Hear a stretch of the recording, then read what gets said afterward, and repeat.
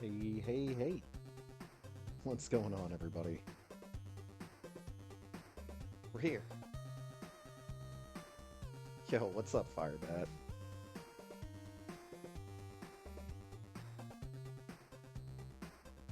Well, capture devices looking a little screwy.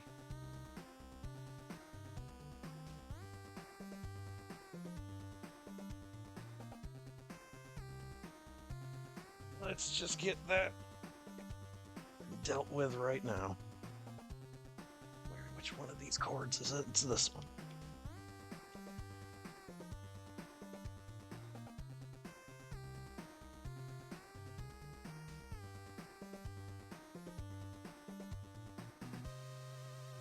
Leave it unplugged for at least 10 seconds. Plug back in, make sure the hub is still snugly attached. Make sure I don't accidentally sit on my Wii remote. Oh my god, that would... that would not be good for anyone involved.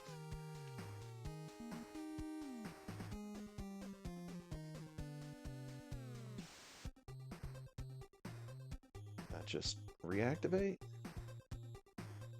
And it looks fine. Yeah?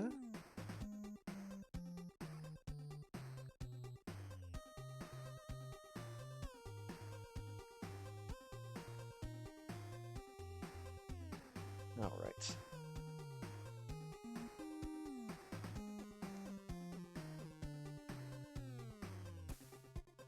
get my windows opened up and sized appropriately.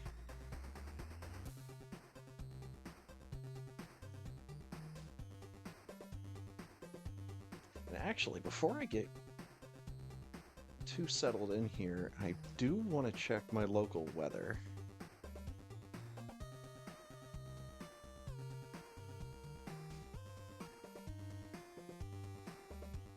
Live events streaming? Tell me more. Well,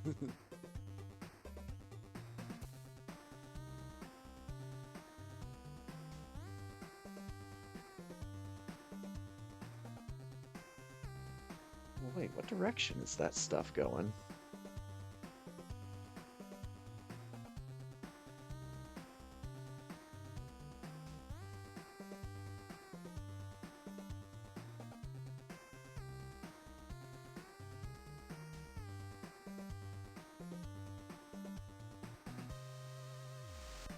Okay, no, it's going east.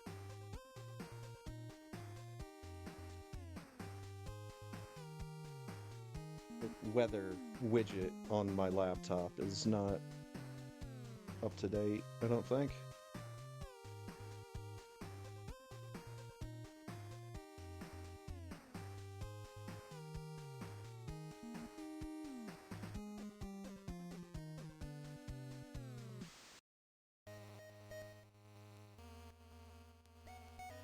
Boy, that miniaturized version of that map does not look right.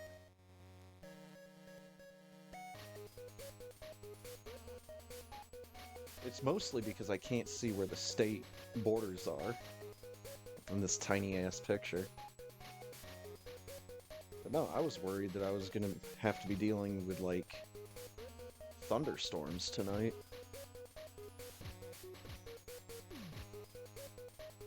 It's gonna mention some bullshit about how if stream cuts out, it's because my apartment got struck by lightning.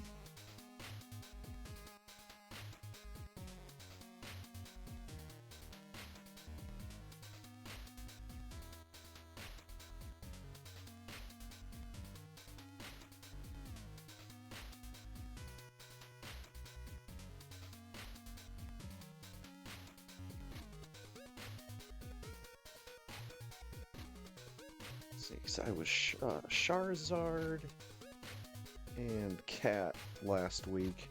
I think I'm gonna go with Crest and Charlotte. Just to get the the new characters dealt with. I should probably get my background stream connected. Make sure I don't have double audio coming through. Access more tools in mod view. Get out of my face, Twitch.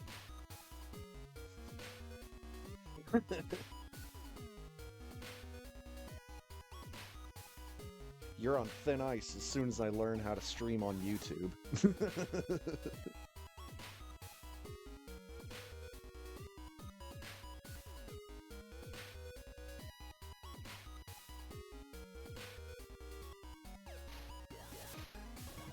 I definitely see the same thing on YouTube that I see on Twitch a lot, and that's a number of people playing interesting looking video games that only have like 1 or 2 viewers.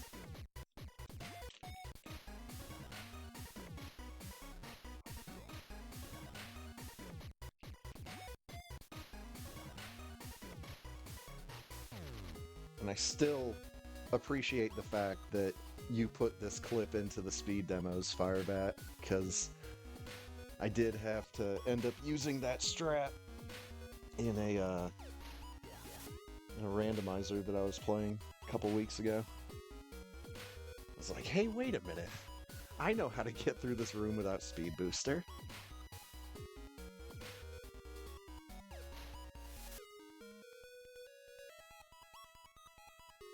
I'm not really sure that I understand all that's going on with this original character, though. Like, he's definitely part Mega Man X.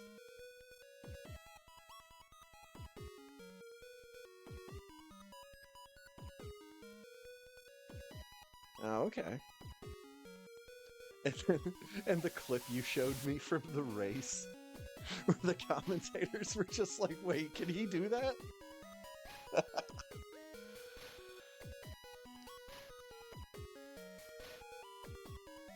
It's such a cool trick.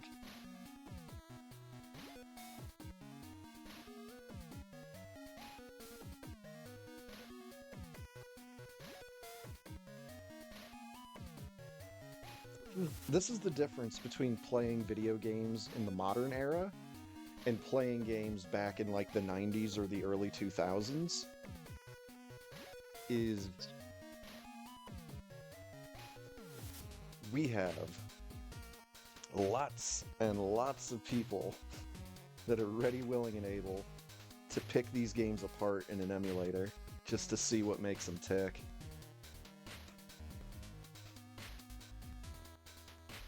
While those groups of people might have existed in the 90s and the early 2000s,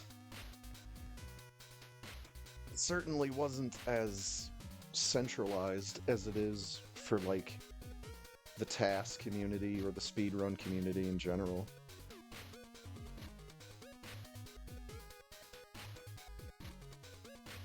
Yeah, we've got, like, the overall animation of Mega Man X, we've got the arm cannon, but he's got Navi. Like, I don't understand why Navi is there. Although I do appreciate the fact that Navi also spins during spin jump. And has a cute little low health animation. Okay, I'm buying this character a little bit more now.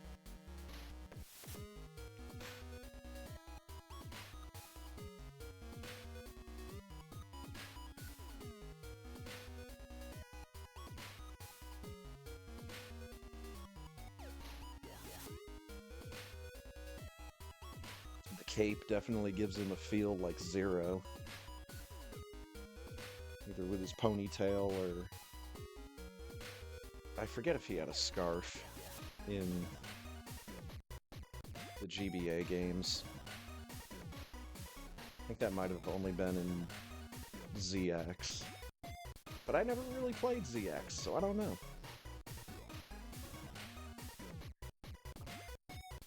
My favorite was Mega Man 04. Because in the original Game Boy Advance releases, that was the only one that had an easy mode. And the Mega Man Zero games were notoriously difficult. Well, when I say notoriously difficult, I mean the kind of difficult that those developers know how to do, which is just fucking spike pits everywhere.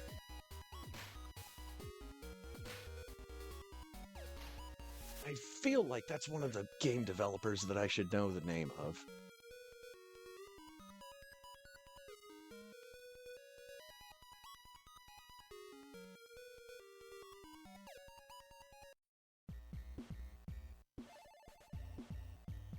Inti creates. That's right. Fucking Inti creates difficulty. It's just spike pits everywhere.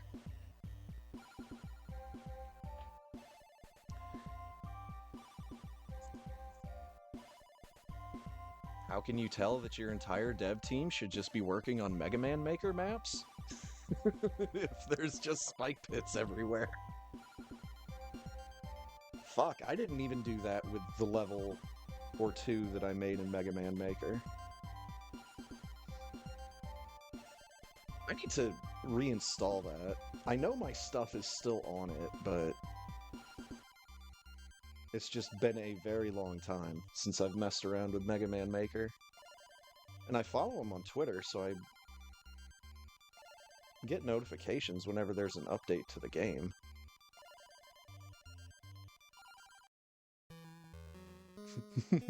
Boy, the thing I probably should get my hands on more than that is another copy of Mega Man 2.5D. Oh my god, that was just dumb fun. Anyways, I will be right back.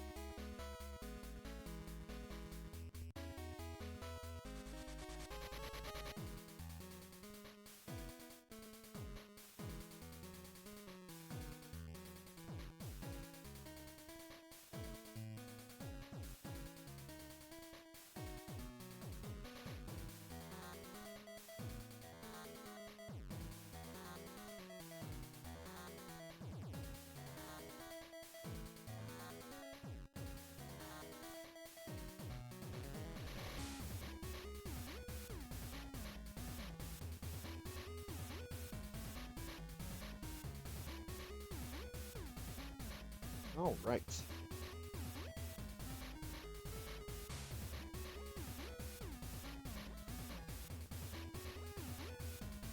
Let me just real quickly double check the randomizer site. And it's taking a very long time to load. Okay, there we go. Because I saw a couple new sprites on the Sprite Dev Discord. I just don't think they've been released onto the website yet.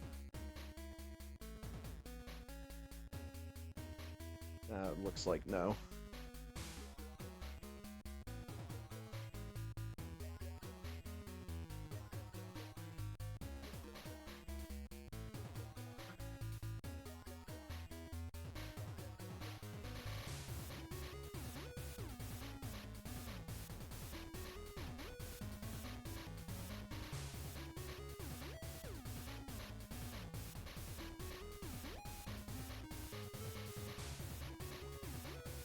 What about the beta site?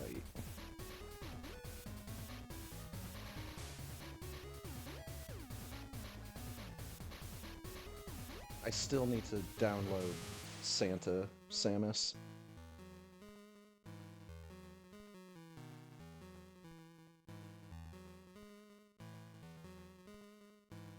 Okay, I'm not seeing anything on the beta site. Alright. Oh god, what is this face?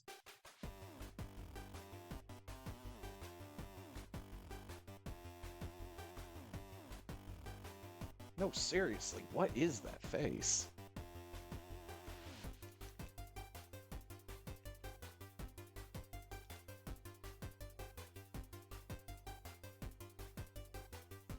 Well, either way.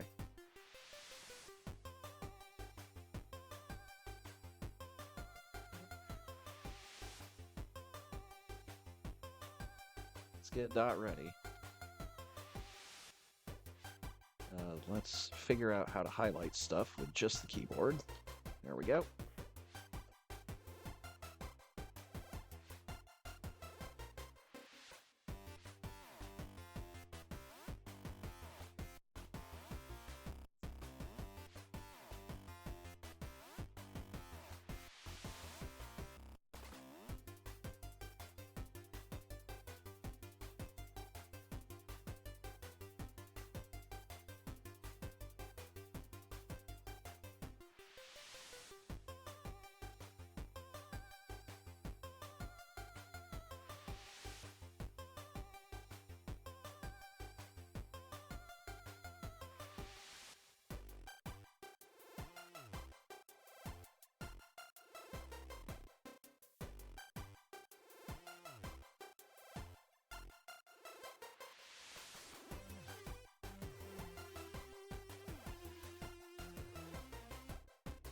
Luck, fun, good have.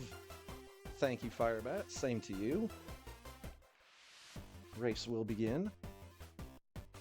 In 3, 2, 1, go! Oh, man.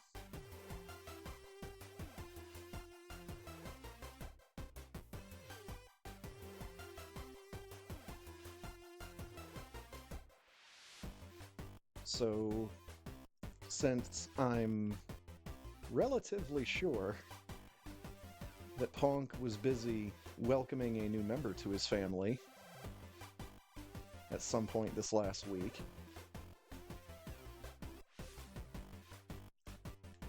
he and I did not get together tonight for gaming. He has far more important things to worry about. But I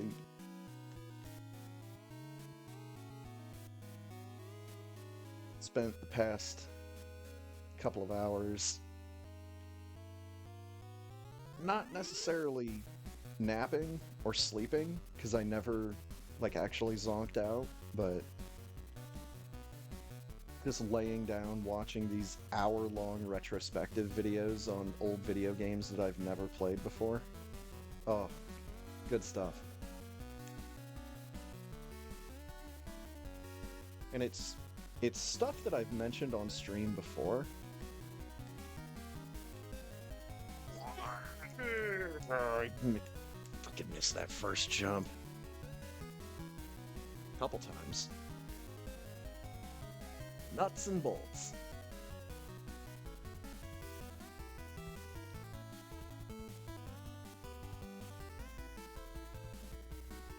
Good luck, don't die. Thank you, Rework.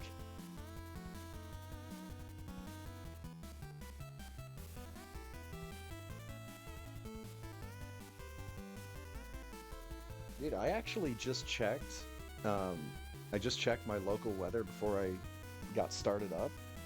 And, I mean, unless the storms are coming up in a couple hours, I didn't see anything on the radar.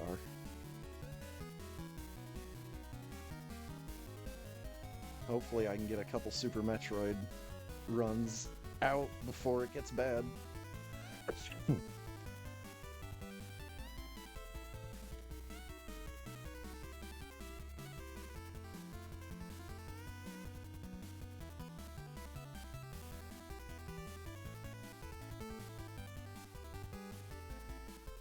Oh man, speaking of getting bad,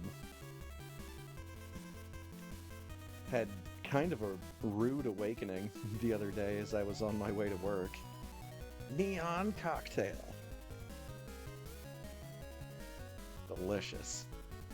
It's like when you make a drink with Hypnotic. But yeah, I turn out of my apartments. I turn onto the main road. Head a little bit down the line there. Have to turn again.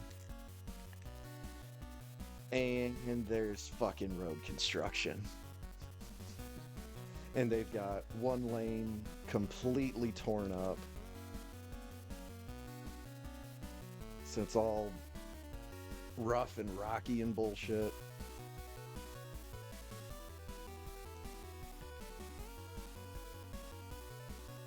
And if there's one thing I know about my particular neck of the woods, is that road work takes for fucking ever.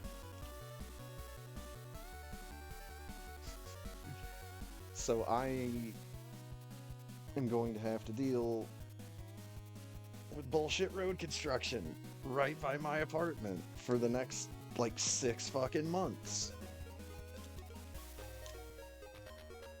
Rocky and Bullshit. I don't remember that cartoon. No, Rocky and Bullshit was the name of the video game. I remember that from some mystery tournament. They had some really short goal of Rocky and Bullwinkle NES, and everybody hated the game. If not everybody, then at least all the people that I was watching.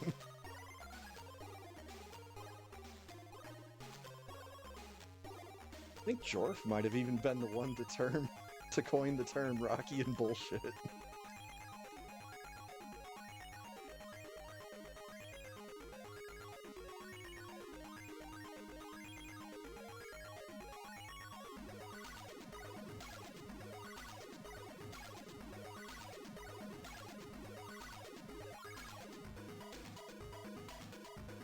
Rocky and Bullshit is scrumdiddlyous.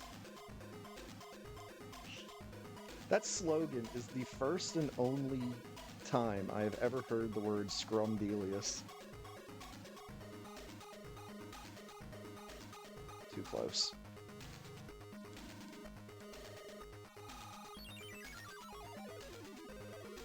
Dude, back the fuck up. Cool.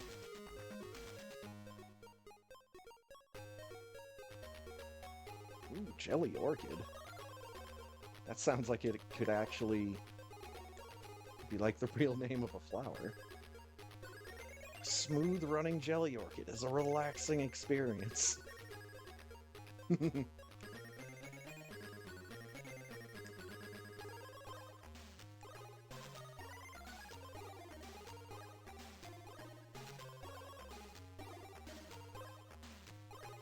Yeah, one of the YouTube channels that I've been watching lately that does the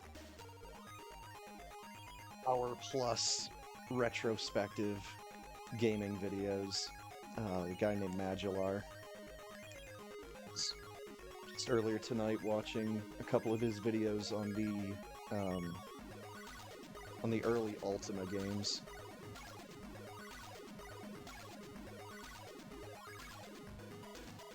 Because I don't really have a whole lot of interest in playing most of the Ultima games, but it is interesting to know stuff about the franchise.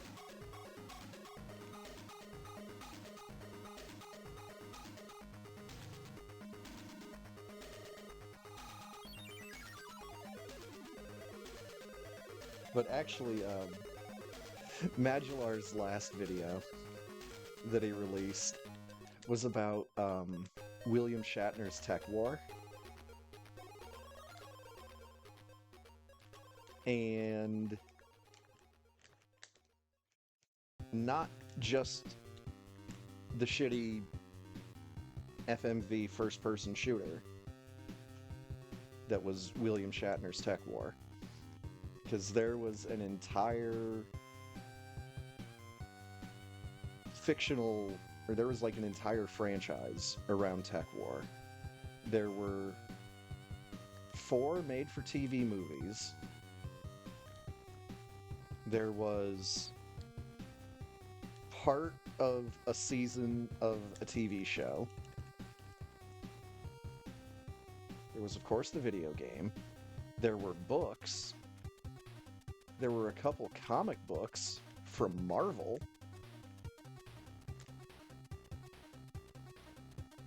And the question that Magellar asks at the beginning of the video is, how can such a big multimedia franchise leave absolutely zero cultural impact? It's a really funny way of looking at it, but yeah. Like, I remember Tech War being a thing back in the day, and I just never had any interest in it.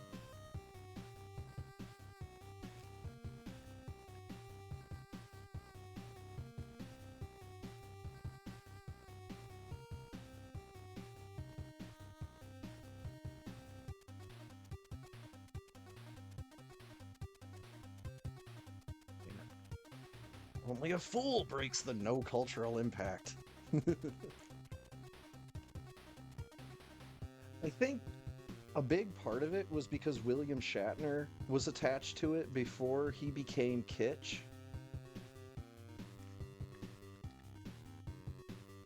You know, the ironic funny.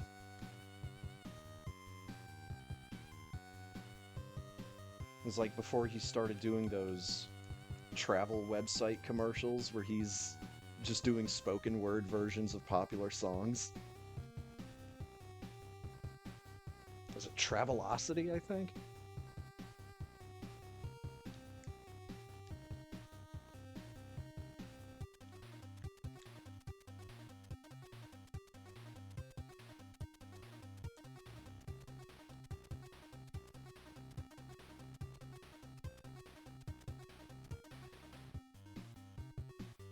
Whee!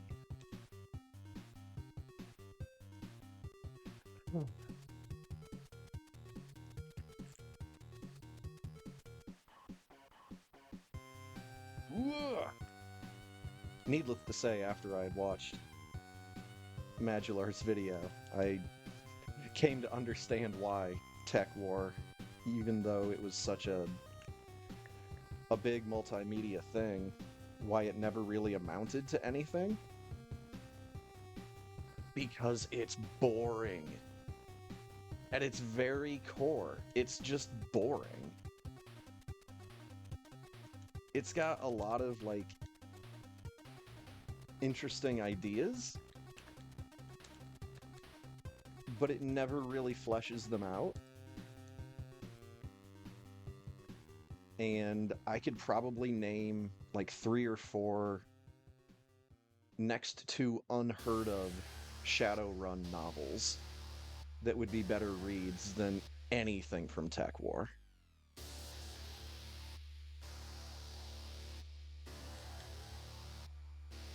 Frickin' got him! Hell yeah. During the Metroid music and everything. I will always, always, always, always recommend the Shadowrun novel called Shadow Boxer. I think out of all the Shadowrun novels that I've read, and I've read most of them, not all of them, I'd say I've read like 75% of the original run from the early 90s.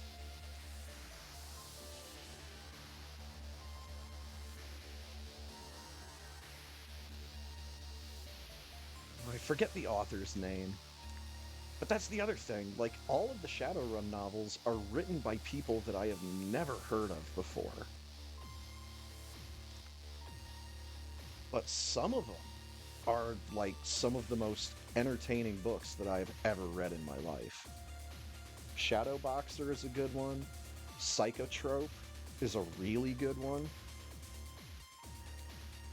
The only thing I've noticed when I've let people borrow some of my copies of Shadowrun novels, they tell me the thing that gets them hung up the most is this weird, like, future slang that they're using and these, like, future curse words that they're using. And it's just like all these little bits and bobs of, like, flavor text that, random people that read these books have told me. It's like, yeah, I'm just getting hung up on these little bits and bobs of flavor text. And I'm like, you're not, like, hanging on the clearly discernible action? You're getting hung up on the fact that coffee is called soy calf in this world? Like, come on, man.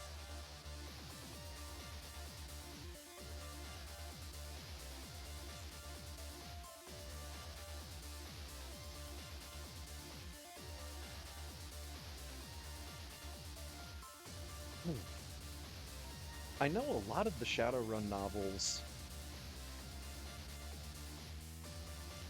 they're either, like, dirt cheap for, like, Kindle versions of the books. Some of them might even be free. I'd have to hop on Amazon and take a look.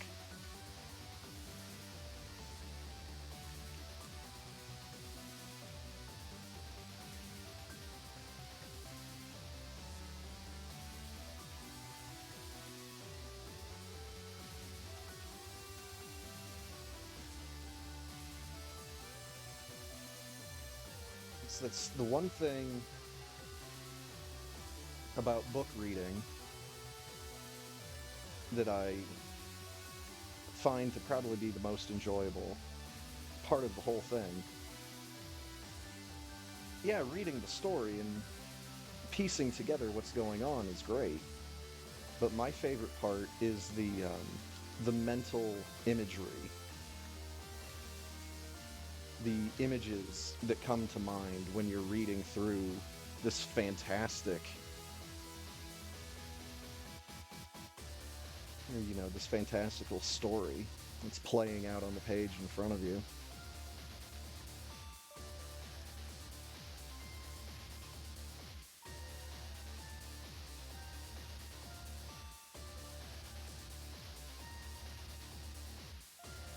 Even though I really liked reading Michael Crichton's books, I don't remember getting a whole lot of, like, super strong mental imagery. At least not from Jurassic Park or Sphere. And I think the image on my TV just got a bit darker. Like, during one of the screen transitions.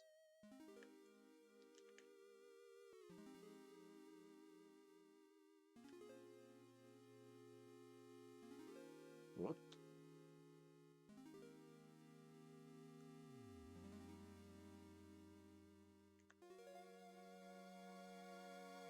So, hopefully CRT doesn't explode on me, but fucking hell.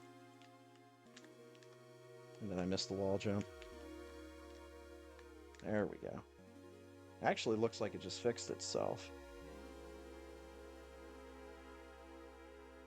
At the end of the run, it's just a black screen.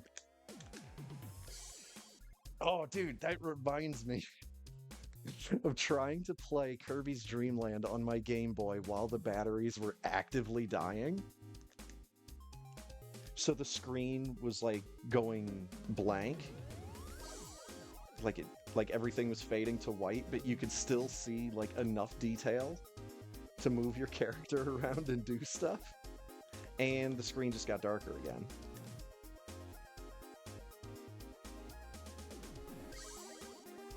It's happening during some of these screen transitions.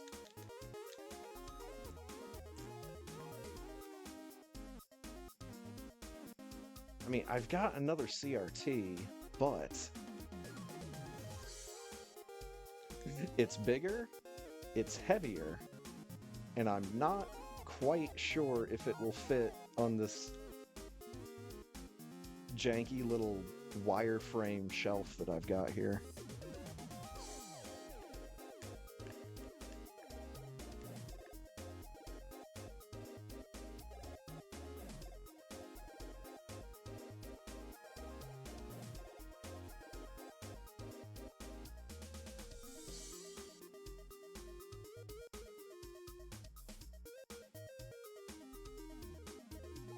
Damn it!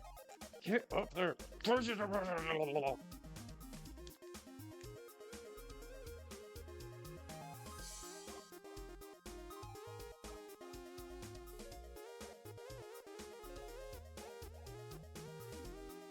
And my TV just turned itself off.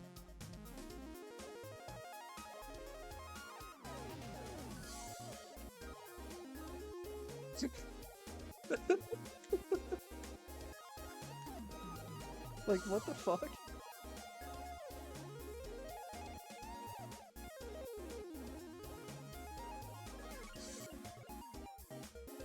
It's probably not a good sign, right? When the CRT just turns itself off.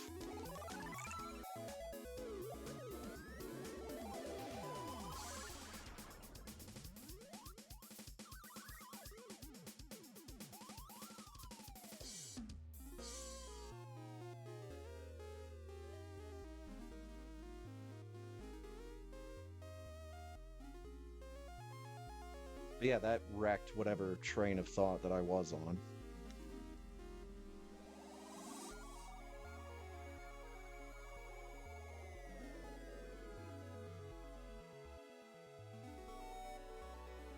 So instead, I will mention a delightful recipe that I saw on YouTube as a part of my recent dive into food-centric YouTube channels.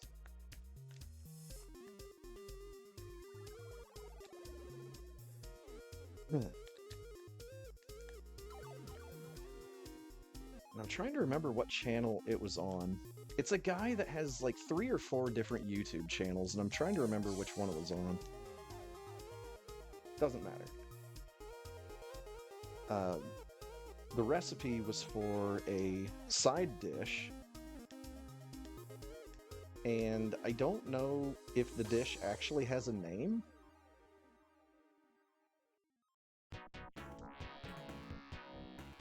I guess you could call them pizza rolls, but that's slightly misleading because of the Totino's product. But what it is you take a bag of King's Hawaiian dinner rolls, keep them all together, and you cut like a little spoonful of each of the rolls out from the top. So you're scooping out a bit from the middle of the top of each one of the rolls. Then you put a little bit of marinara sauce in each of the holes that you've scooped out of the dinner rolls. Then you take some meatballs made from scratch, bought from the freezer, doesn't matter. You take those meatballs and you cook them up. And once they're cooked, you put them in the dinner rolls, in the little hole that you've scooped out and filled a little bit with marinara sauce. Then you take like a garlic butter, like a melted garlic butter, and you brush it all over the top. Then you hit it with some more marinara sauce on top. And then you give it some mozzarella and Parmesan cheese on top. And you put it in the oven for a certain amount of time and at a certain temperature that I don't remember.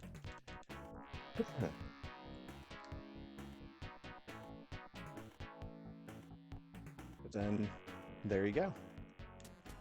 You break them into the individual dinner rolls and just serve them like that.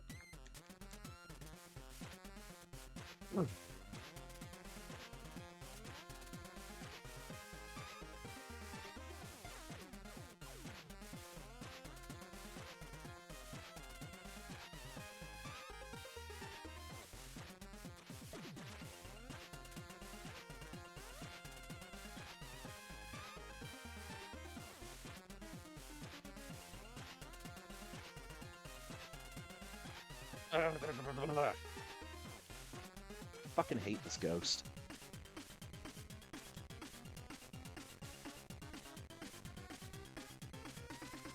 As long as I hit 2. Okay. It's still good. I just need the particles to go away. Go away, please.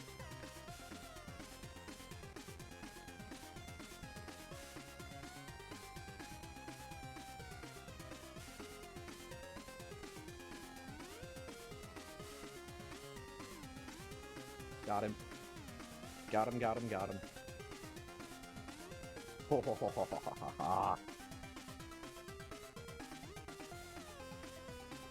That's right. Tiny man walking in the corner.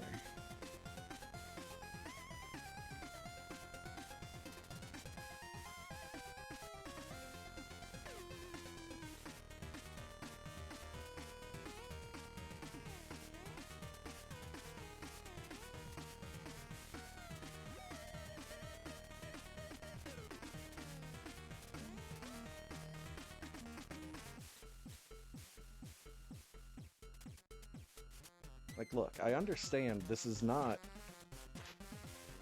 a new CRT by any means. If I'm right, this is a rather old CRT.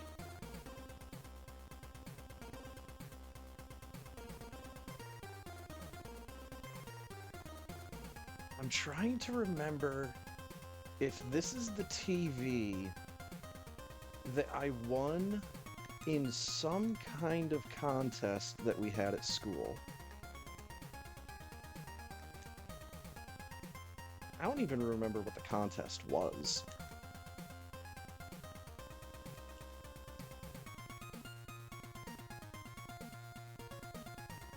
I just remember, like, having to stay a little while after school. You know, the teacher was just like, yeah, come see me after school and, you know, we'll get this out to you.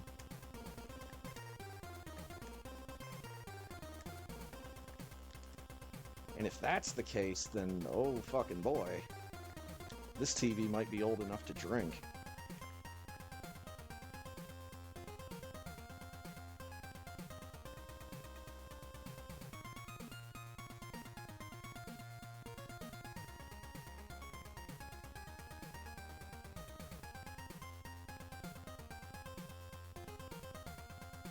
Oh, that's Attic Spark. Let's go.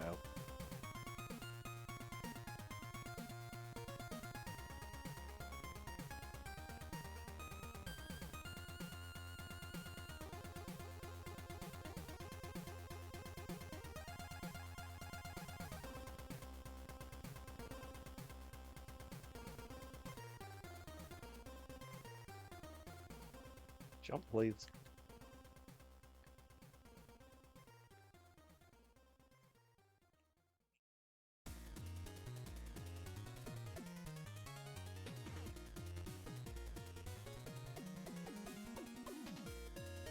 Hell yeah.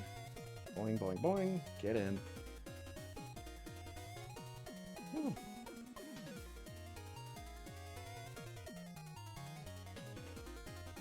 And I think that recipe that I was talking about a little while ago, the guy's name is Guga, G-U-G-A. I'm trying to remember if it was on his main channel, Guga, or his other channel, Guga Foods, because I don't think it was on his third channel, which is called Sous Vide Everything, in which, you know, he cooks a lot of stuff sous vide.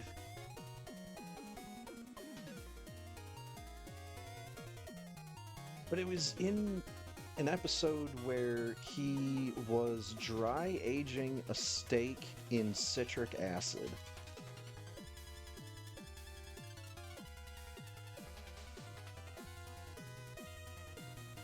I think it was either Guga or Guga Foods.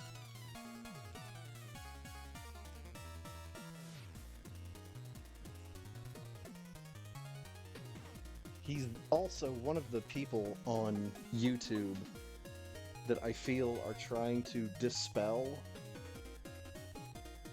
the myths surrounding MSG, monosodium glutamate.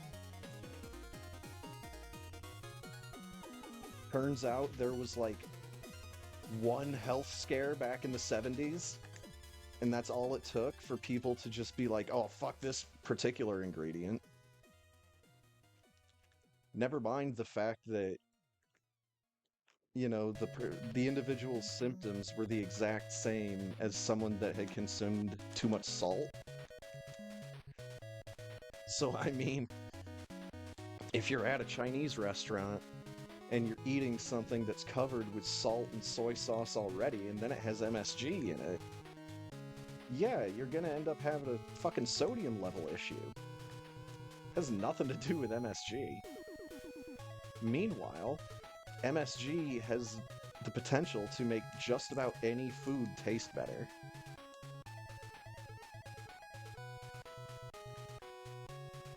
I've heard it's actually like really good for like buffalo wings and pizza. And of course, a million different varieties of Asian cuisine. Shall we say Southeast Asian cuisine, to be more specific.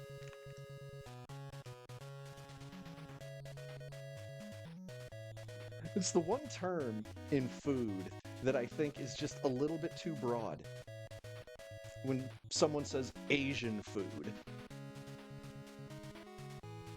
Asian food typically means Chinese, Japanese, Thai.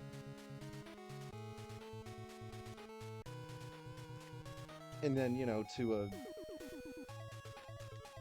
a lesser extent for most people would be like, you know, Vietnam, Malaysia, Indonesia.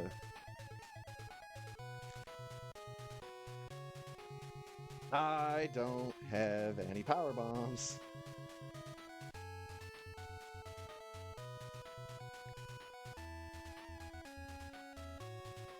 But technically, if you say Asian food, pretty sure there's still a large chunk of Russia that is considered to be a part of Asia. And that's pretty far away from what most people think of when they think of quote-unquote Asian food. Pretty sure that like 2/3 of Russia is in what is considered to be Asia.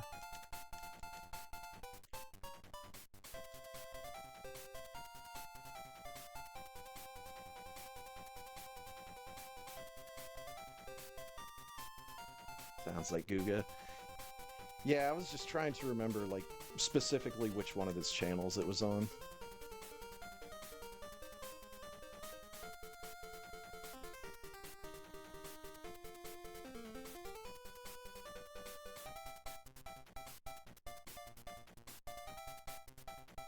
But yeah, Guga's one of the big ones that I've been watching. At first, it was me just trying to place his accent. Like, the first, 10 or 20 of his videos that I watched, I was just, where the fuck is this guy from?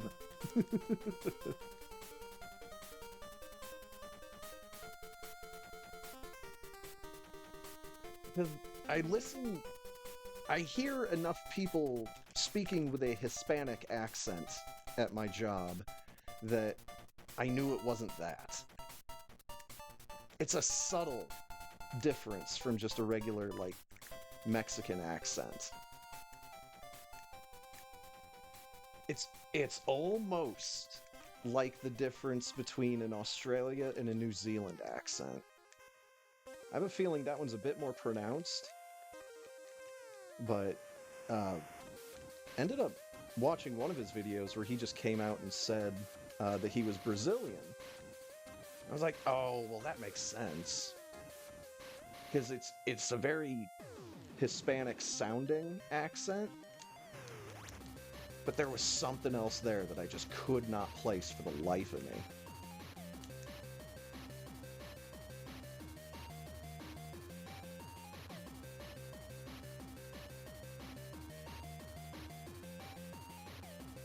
Because it wasn't like a Spanish accent either. It was closer to a Mexican accent, but it had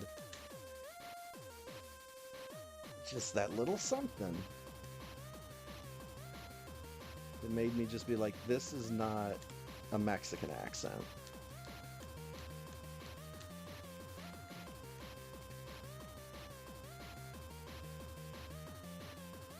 I think the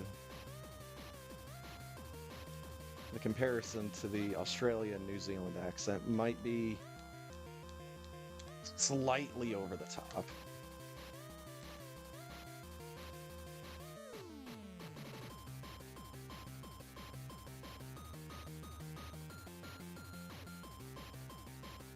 The Australia-New Zealand accent difference is kind of like the difference between American and Canadian accents.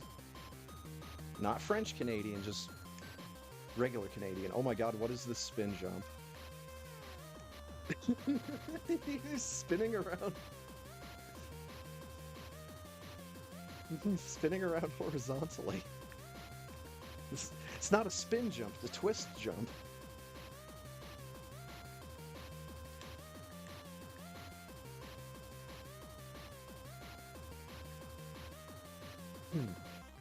But I think the biggest difference between the US and Canadian accents and then the Australian New Zealand accents is it mostly comes down to how certain words are pronounced.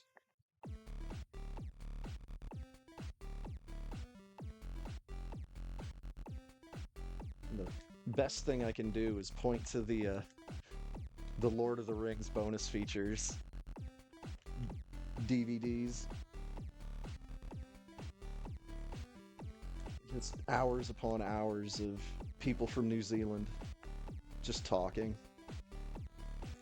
So you get to hear that accent a whole lot.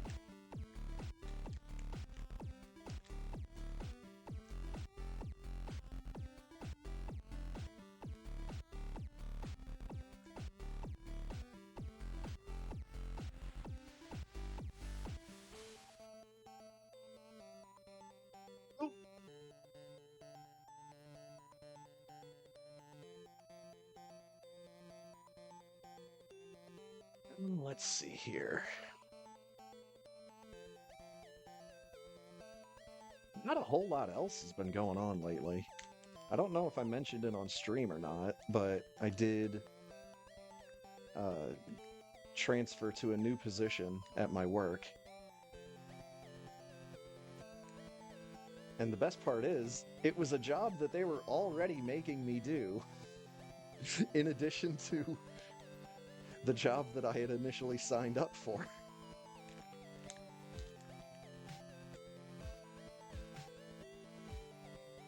So now I'm just doing this other job and getting paid more for it, instead of having to do two jobs and not getting paid more for it.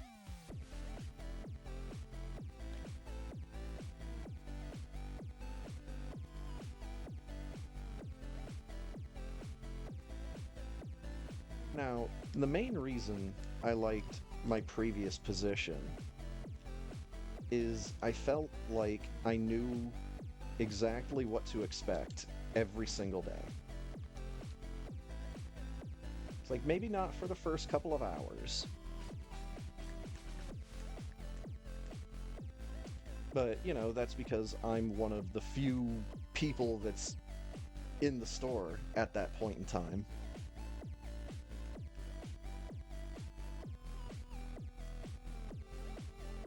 And then, you know, by the time that the afternoon crew shows up,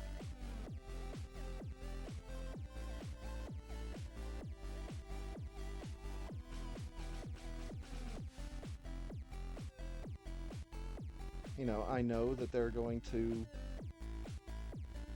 stick me in the smallest section of the store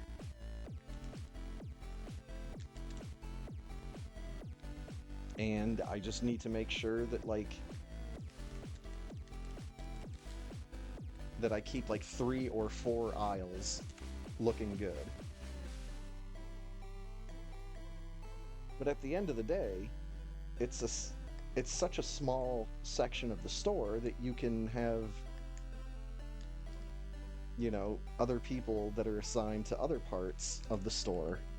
You know, oh, well, once you're done with this, just head over to this area and just straighten it up for a little bit. You know, like, it was usually whoever was straightening up the pharmacy area would also be trusted with these couple of aisles near the back of the store. But when they just decided to give that to me all the time, I was like, sure, dude, why not? And I had this feeling that while what I was doing was helping, it was also not necessary for me to be doing it.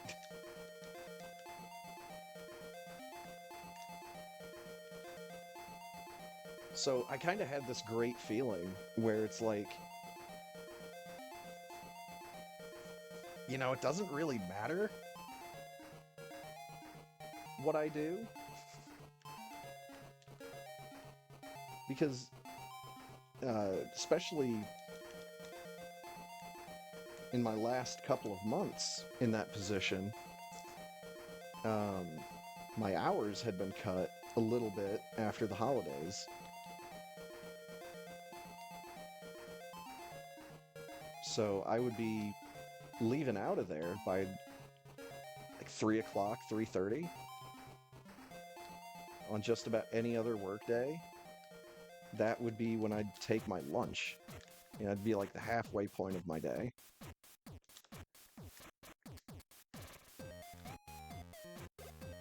And then on a lot of those days in the last couple of months, it was just like, nope, that's just when I leave. Oh, okay, cool.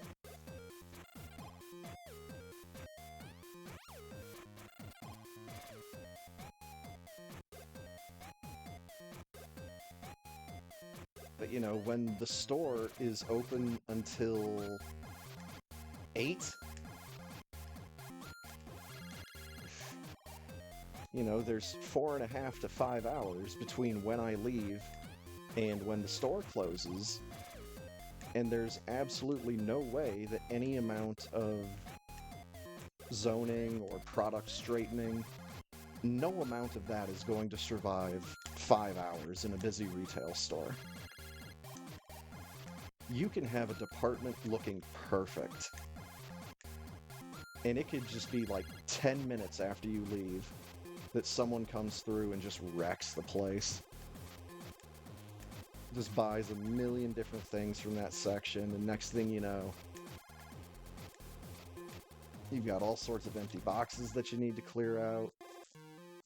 Stuff is in the wrong spot. People have made important life decisions and decided, well, I think I am going to buy this case of beer instead of buying clothing for my child.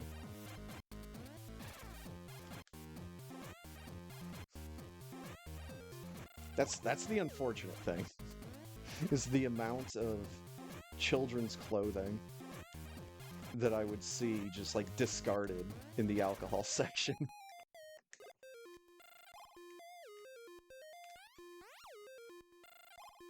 Sorry, Junior. Daddy needs his buzz. Gonna have to wait on those new t-shirts.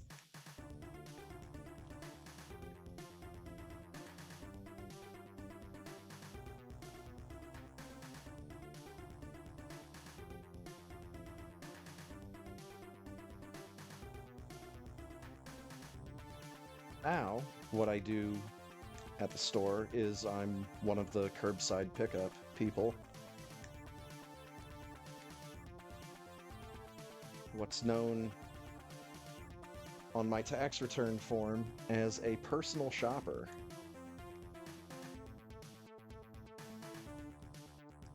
Why am I using supers?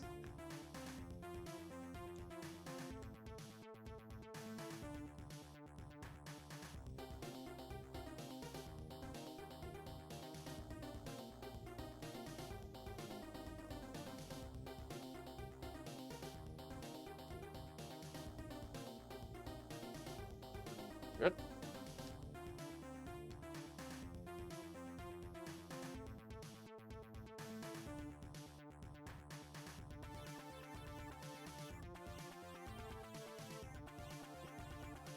Andrew dead?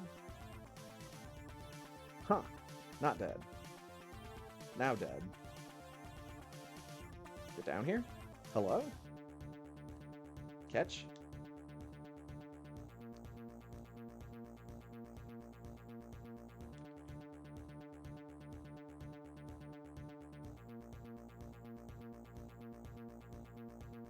So yeah, I'm happy that I'm back to only having to do one job instead of two, and I'm getting paid more for it, and I'm getting better hours. So I dare say I'm even happier with my work than I was previously, and I was already really happy with my job.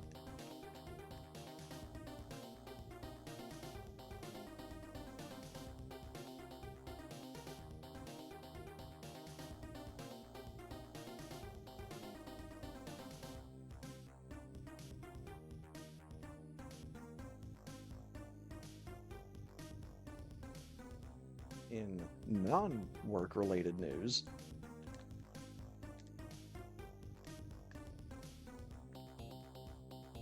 decided to spend some time last night playing around again with Vampire Survivors.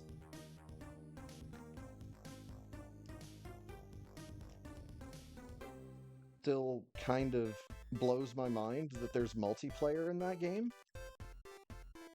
And I think one of these days I'm going to have to try that out with Ponk.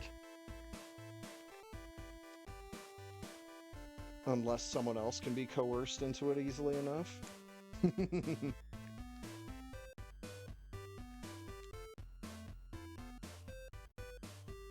I kind of want.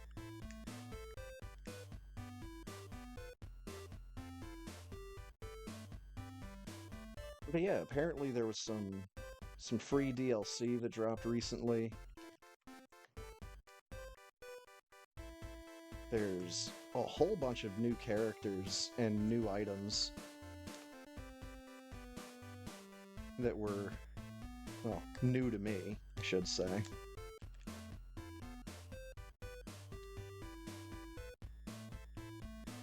Bunch of new weapons that I had never seen before. There was one. I think the character's name is She-Moon. And she has this weapon that it was so confusing the first time I saw it fire on its own. I was just like, wait, what is this? I think the weapon is called the Glass Fandango? Which is a very silly name for a weapon, but you know, this is also a game that lets you throw bones and cats at people. So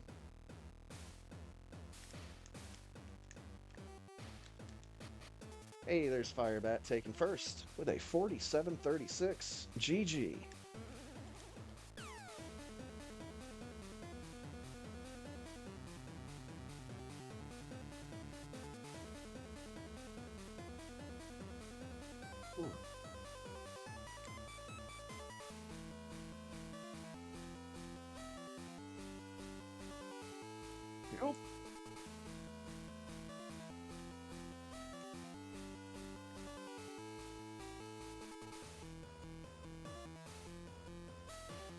Oh yeah, there was that one video I saw the other night. I think it was just last night on Nate from the Internet. It's one of the guys that used to be on the King of Random channel. And he was doing a video about triboluminescence.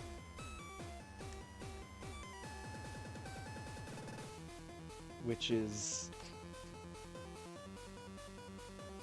a subject that not a whole lot is really known about.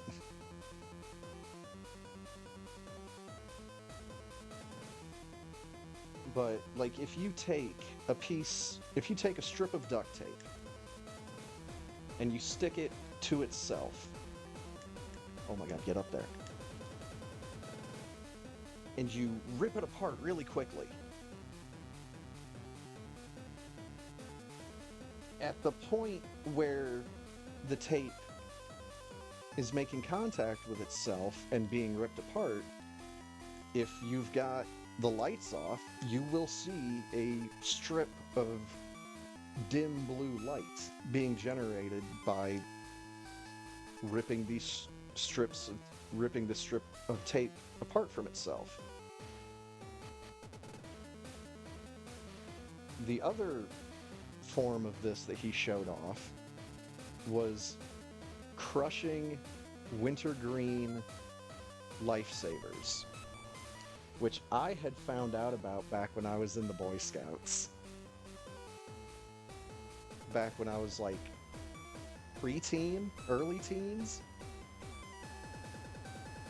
You take one of those wintergreen lifesavers and just put it in your mouth and chomp it.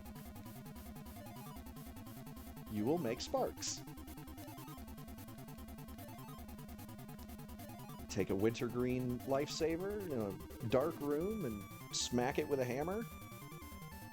You'll see not very bright sparks, but you'll see sparks. It's like streaks of light going through the lifesaver. It's a weird phenomenon.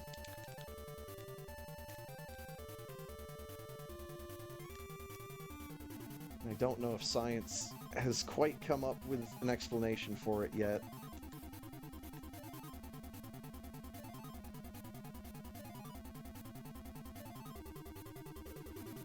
It's the thing that happens.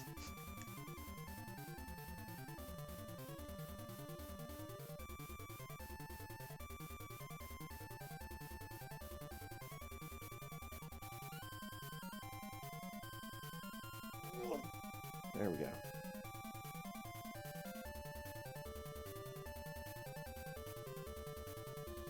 I've also been trying to catch some videos about the Oblivion remaster.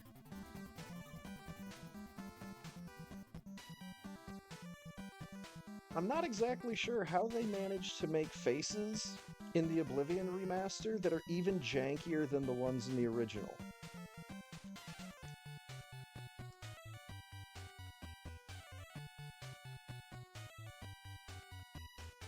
Like, Oblivion came out in that same time period as Fallout 3 in New Vegas, where just the character models did not look good. There's no two ways around it. Just Fallout 3, Fallout New Vegas, Oblivion, doesn't matter. I think all those character models look like they are trying way too hard to do something that they do not have the technology to do. Character models looked so much better in Fallout 4 and Skyrim. Oh, and guess what? I also personally think that they look better in Morrowind.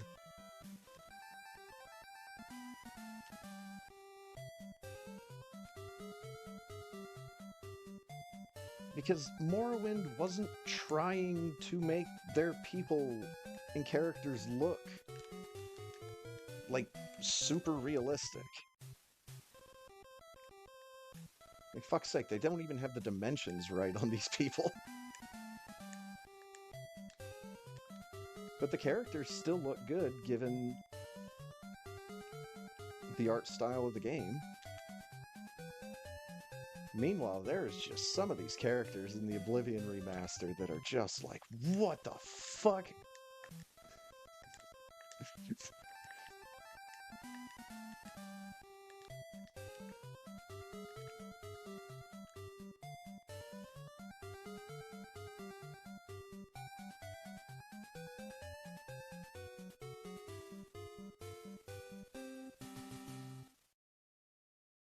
It's not even an uncanny valley thing.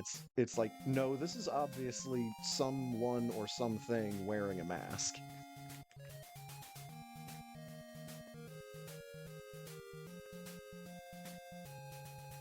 All right. Let's fight a brain.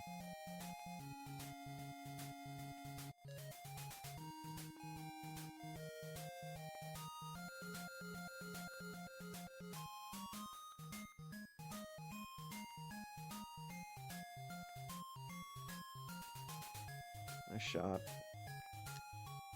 Damn it!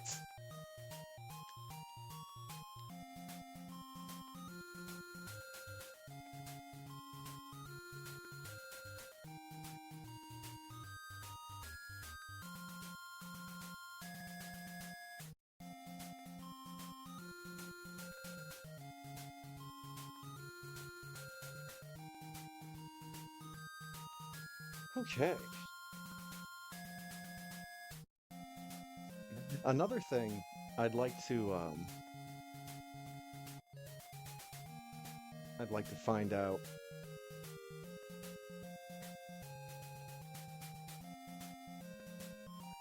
Another thing I'd like to find out about is the number of video games that have a character in them called Mother Brain. Because there's at least 2 Super Nintendo games that I can think of that have a character named Mother Brain. One is the game I'm currently playing. Hell, she's even on screen. But if I'm remembering right, Chrono Trigger is the other one. It's the boss of Robo's endgame scenario. And I don't remember the name of that arcade game that I was just watching the other day. Armored Warriors? Maybe?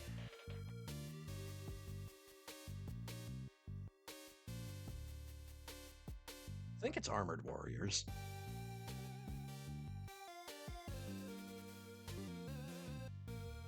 End boss in that game is M-Brain. So it's like, dude, come on.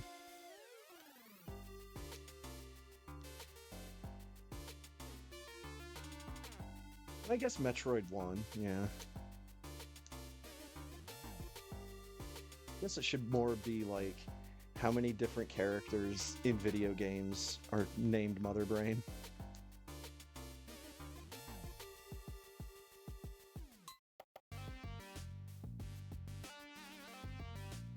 Boing.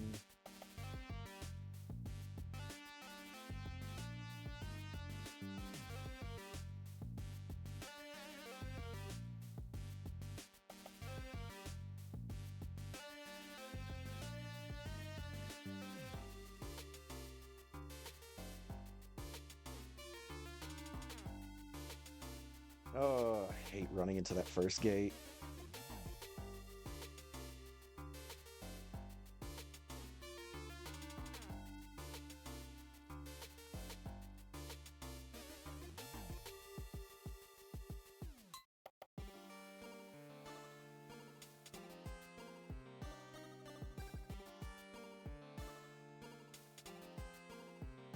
I do still really appreciate the fact that, during the spin jump, the little fairy spins as well. That was an unnecessary little detail. And I appreciate it.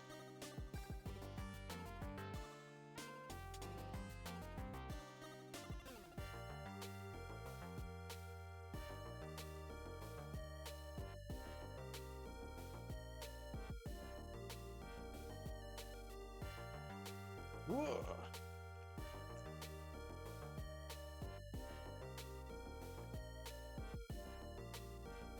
Holy shit, get me off this rock. Oh god. Get in the boat. 58-34. GG.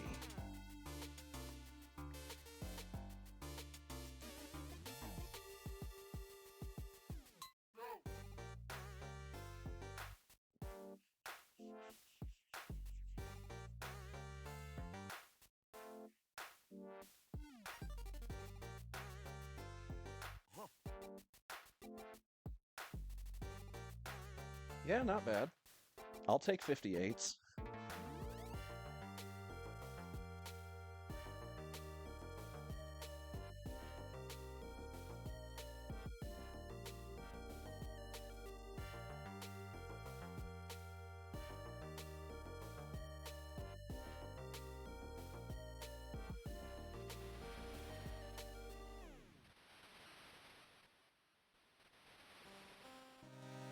Hey, Noramac Knife. Thanks for the GLs.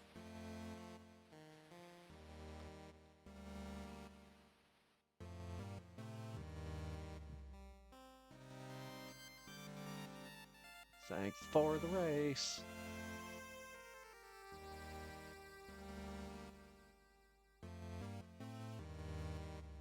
Alright, I said I wanted to do stuff. And I've forgotten about half of it. I did say I wanted to check what's up with Shadowrun novels on Amazon. And I know they've got new ones.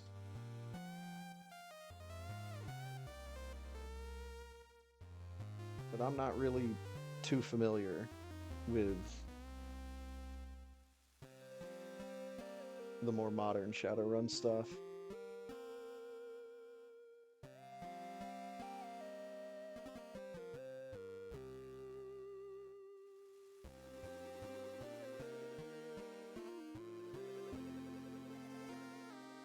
Yeah, you've got a bunch of these that are like $6. A bunch of the new ones are actually free with an Audible trial. There's one I was talking about, Psychotrope, by Lisa Smedman. Paperback for $6.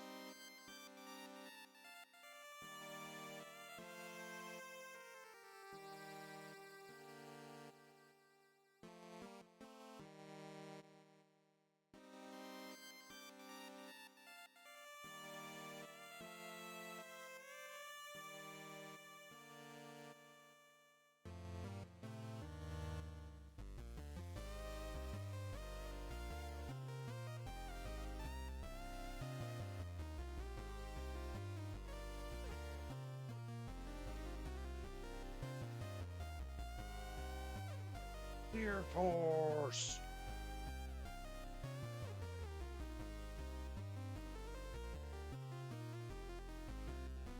I'm gonna have to look this up by name, aren't I?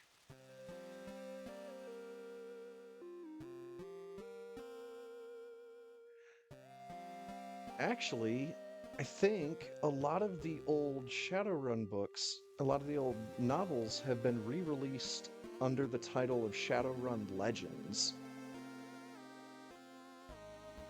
And a lot of those are free with an Audible trial. So that's interesting.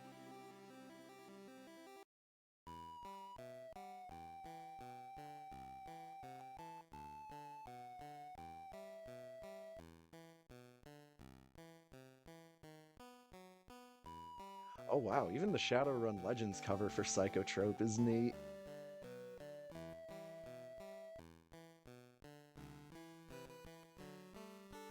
Okay, yeah, I'm gonna have to look this one up. By name. Shadow Boxer. That is not... What? No, that's... Okay, that's the Shadowrun Legends. re-release of Shadow Boxer, but that image is from the cover of the cybersecurity catalog. I actually have that source book in the other room.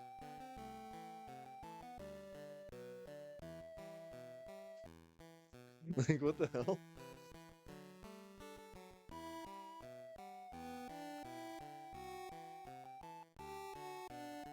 Do they just not have the original version of Shadow Boxer anymore?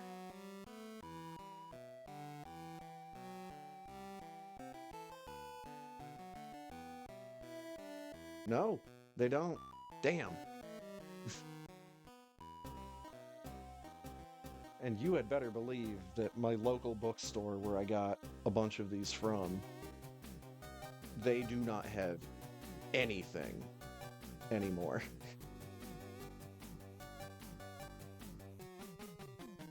It's a damn shame. I've bought all of the interesting shit from my local used game store.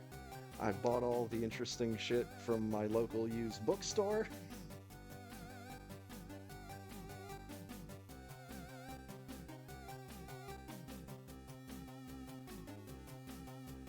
What are you gonna do?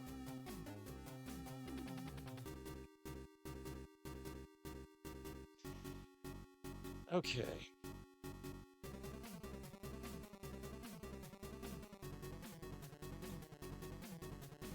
No, there was a game I was thinking about playing.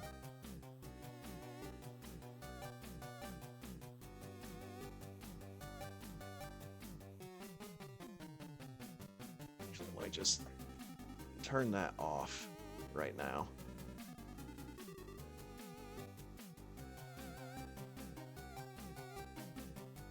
Oh, let's suspend that playlist, because I don't want to have to track down this song again. But then I'm gonna bop out of that.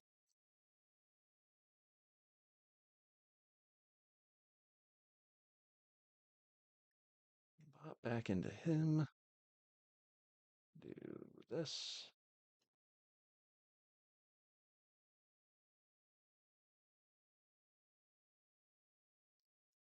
Yeah. Oh, that's gonna be too big for him.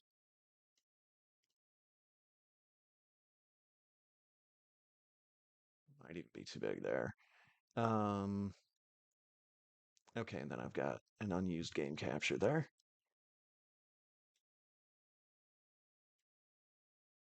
Steam, please and thank you.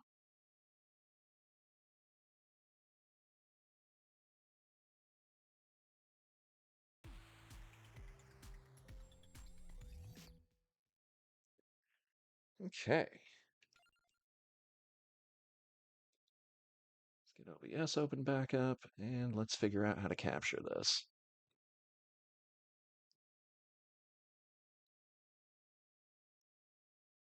It should just be this, right? Yeah. There we go. So I think I'm going to play a round of this and we'll see how it goes. Which the hell one of these do I need to click? There we go. Let's get my chair slightly repositioned. Okay.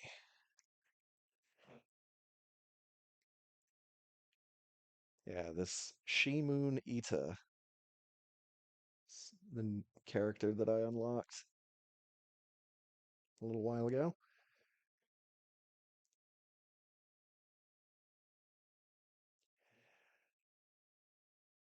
Surviving 20 minutes in the laboratory is harder than it probably should be. At like the 15-minute mark, you just get swamped with big enemies.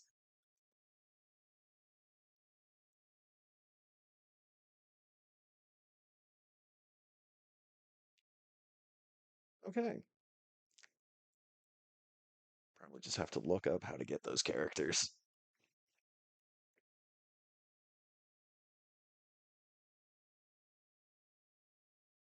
I actually have a number of characters that haven't done the Mad Forest, but a lot that have done Inlaid Library.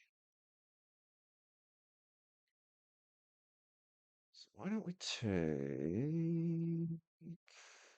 Oh, hell, let's take you.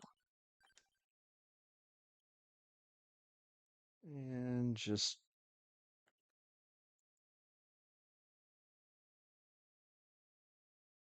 I don't know what the exclamation mark is. Guess that means there's a relic there. Maybe? I don't know.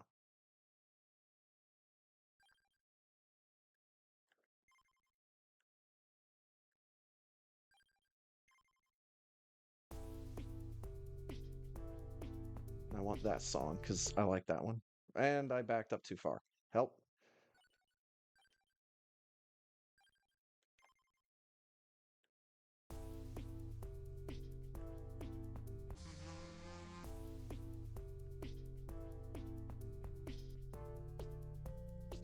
There we go. I'm not going to talk to him. Because he doesn't have anything that I want. Suppose maybe I could drop 10,000 gold and get that golden egg, but... I don't know, man. Oh, do I go for the bird? I go for the birds.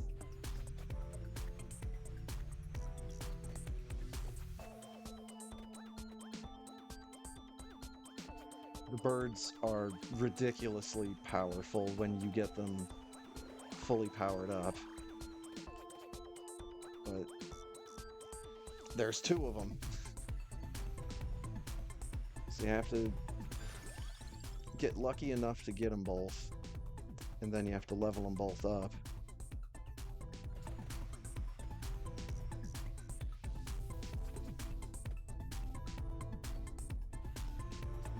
I don't have any of my map markers turned on.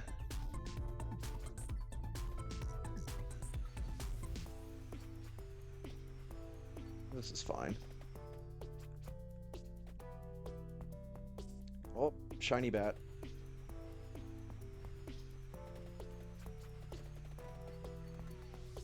Oh, get off me.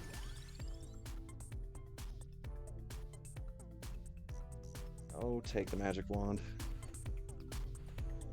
At least give me some manner of direct fire.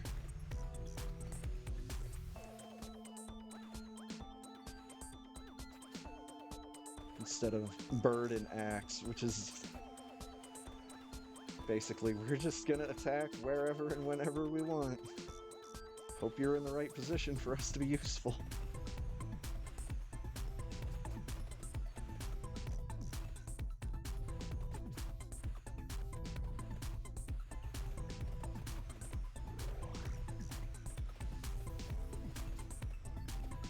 Alright, killed the shiny bat, but he didn't drop a chest. He just dropped red money, which I very much want.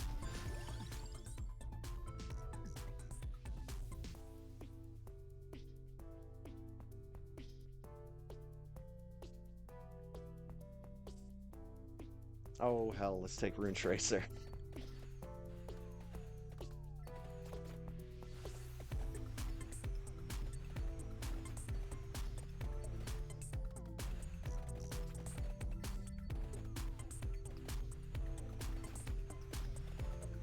I really like the Rune Tracer weapon, but I don't like it when it's evolved.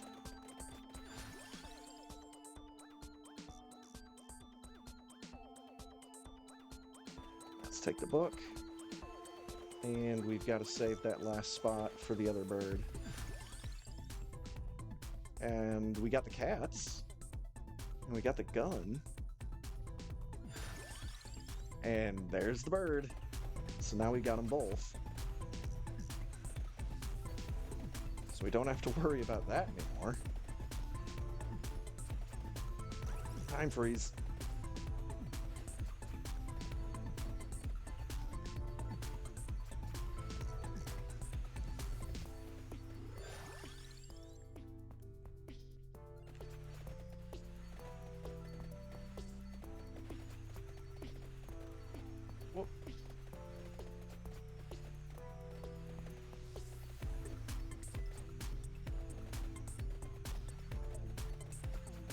by the time I get these birds fully powered up and evolved, it is gonna be pretty hard for me to see what is going on directly on top of my character.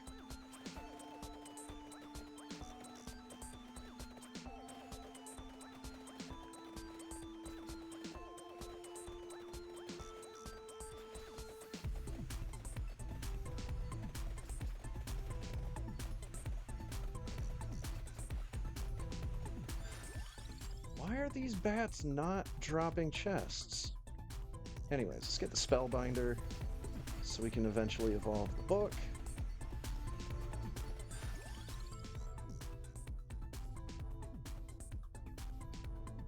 And I'm not going to be evolving the Rune Tracer. So I could take the Spinach. Just to have it. Once I evolve the birds, maybe I can get lucky with a weapon drop. Alright. Now we gotta start just upgrading stuff.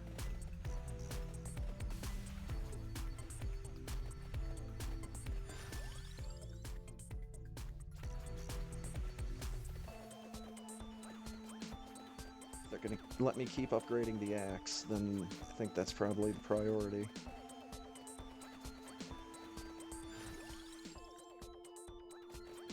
I seem to remember the evolved axe being pretty good.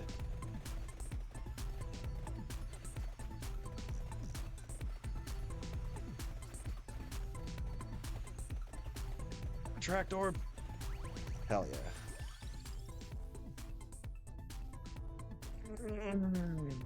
Damn it.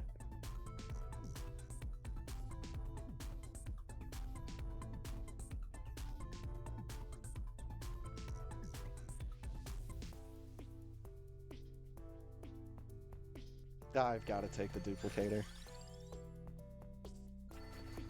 It's such a good item. Increase my bird.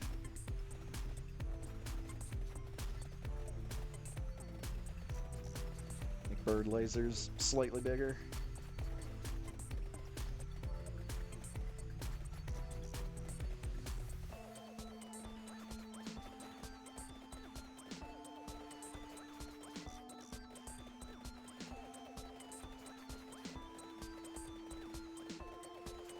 Oh, flowers. Flowers and the praying mantis.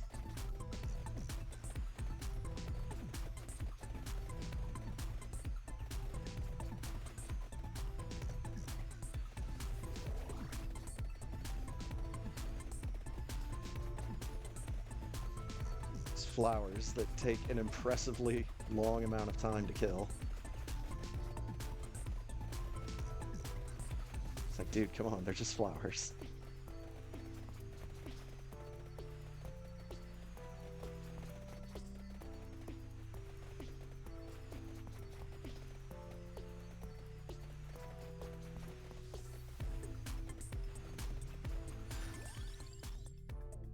Ah, now that's the thing that evolves the Rune Tracer, but I don't want that. So I take the axe. Finally a chest!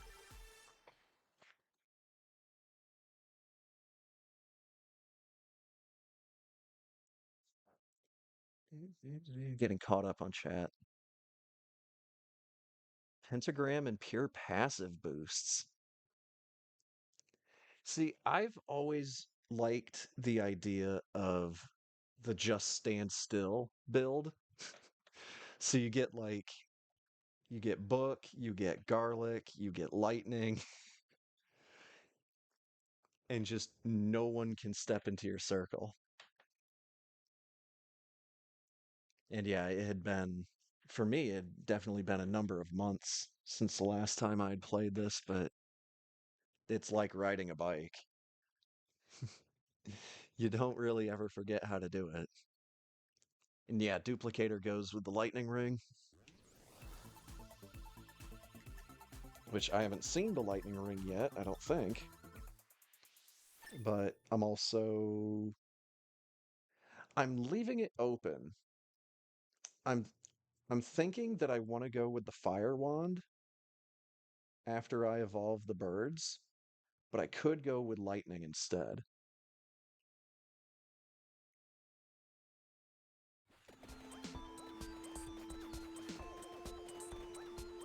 Just a little bit surprised that I haven't seen any chests before that one. I had killed a couple shiny bats, and they usually drop chests.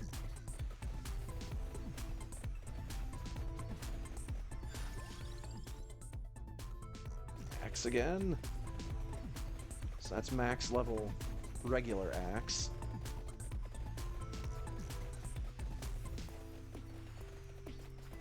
We just need someone to show up and drop me a chest.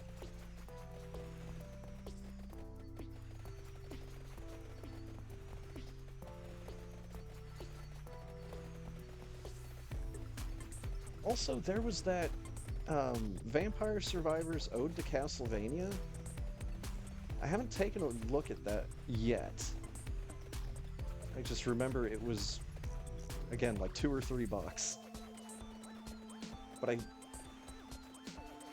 I'm pretty sure it's not like actual... Like, I think it's its own standalone thing.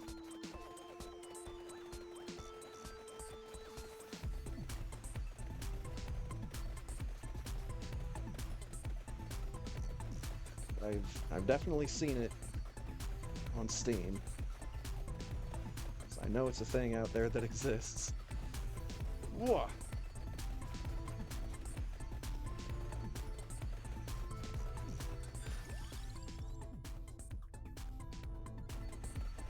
I remember the one thing I kept trying to do a long time ago, like when I first started messing around with this game, is I tried to figure out how to kill the Grim Reaper that shows up at the end of each level.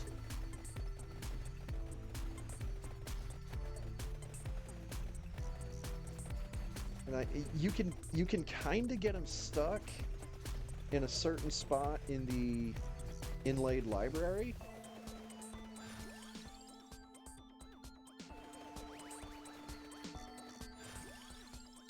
But then I read somewhere that in order to actually kill one of those guys, you need to mess with some of, like, you need to mess with some game files.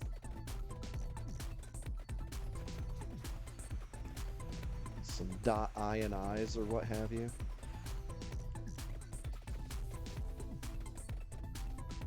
And that sounded like it was just a little bit too above my pay grade. I already got the achievement for Tarona's box. So you get an achievement for leveling that up to 9. I don't know why it's a cursed item. I don't know what was cursed about it. Increases might, projectile speed, duration, and area. Seems pretty good, right?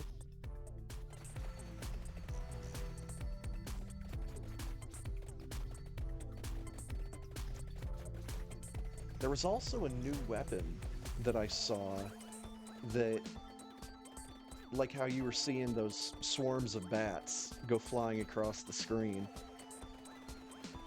you can have that be your attack.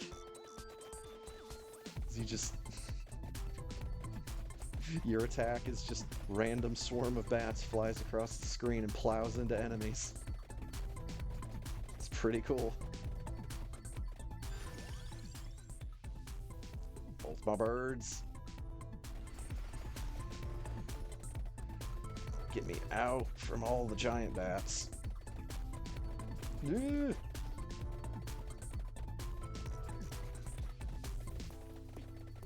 Oh god, need floor chicken.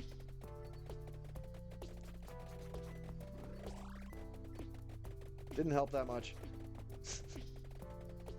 Need other floor chicken. Ah! And hung up on trees and shit.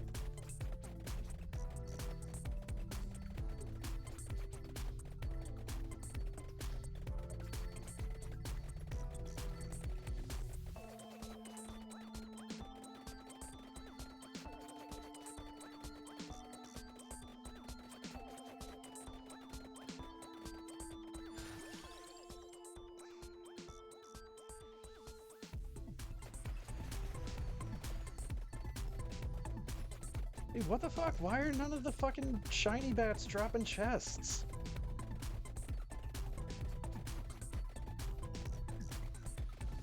Am I just playing as a character that hates advancing?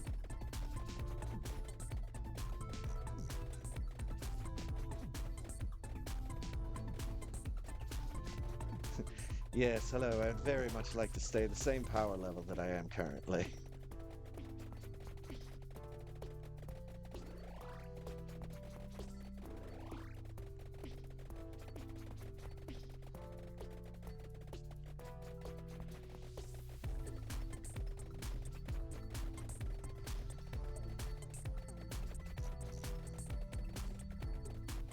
There's a chest.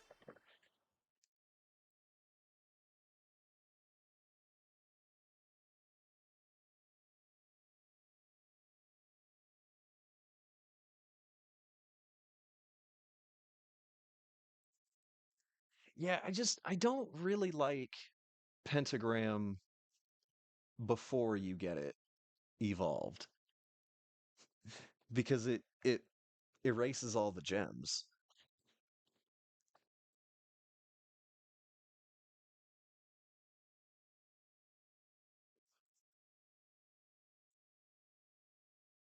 And see, if you can actually kill the Reaper without messing around with some of the game files, then I think that's something that they changed. Because I sat there doing loads of damage to the guy in Inlaid Library a couple times.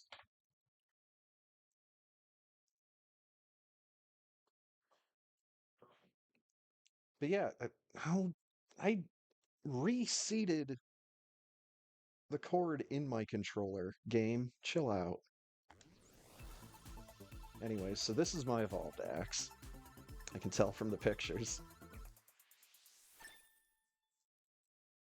I know there's an achievement for killing the Reaper,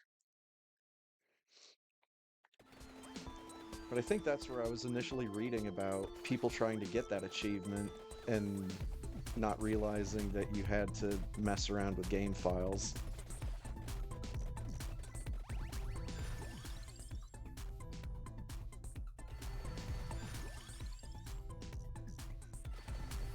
Alright, so that's max level duplicator. Oh, let me keep going with the blackbird.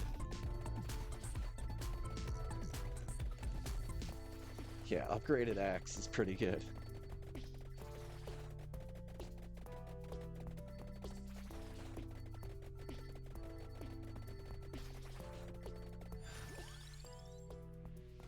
So that's max level bird. I now need to get the white bird all leveled up. My character's already fast enough, thank you. Attract orb.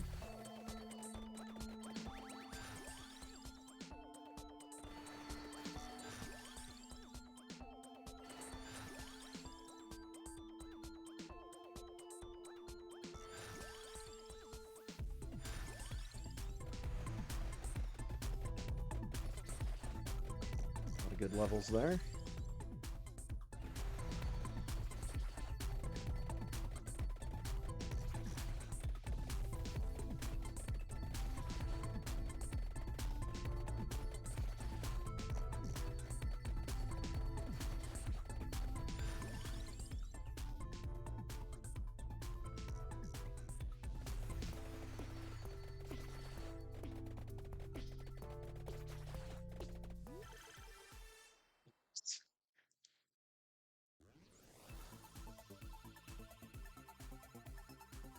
I see werewolves.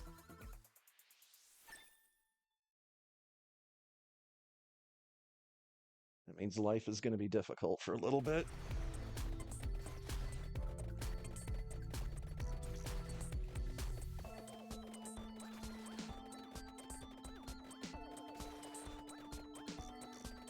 Yeah, because I'm not just immediately melting through them like I was with the skeletons.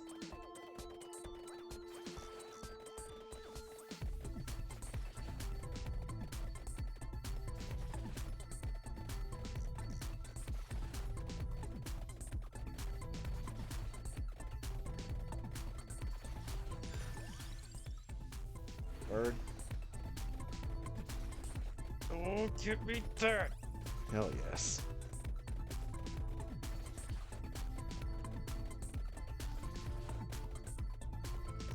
Oh, give me another one.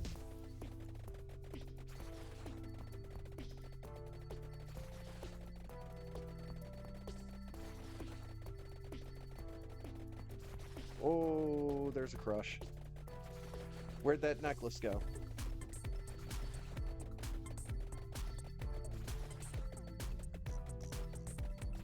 I mean, the scythe is doing its job, but I thought I saw a crucifix over here somewhere.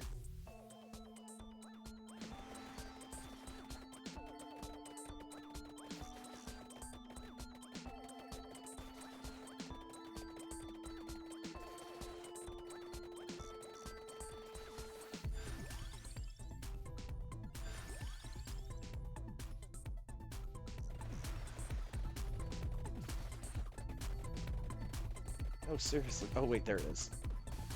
Haha.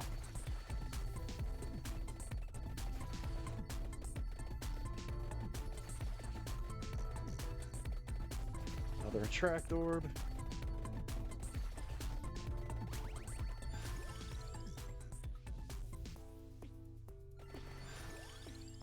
Take the tome, take the candles, take the spellbinder. Book.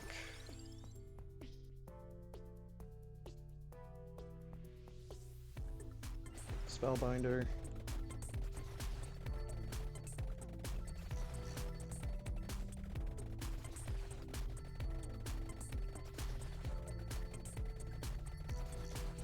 Box. Is something else getting evoed? The bird! Hell yeah, dude. Vandalier. Hmm. Look at him go.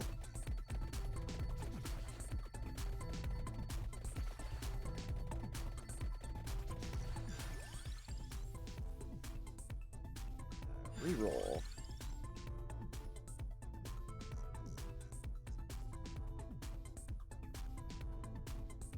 I've got to take Lightning Ring. I like it too much.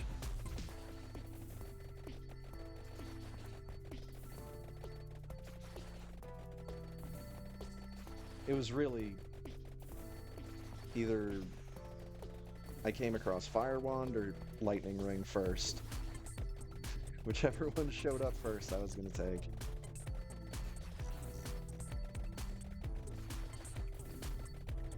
Need to...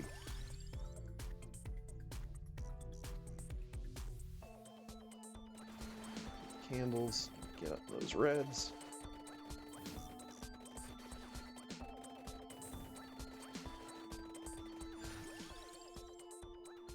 Get max level book.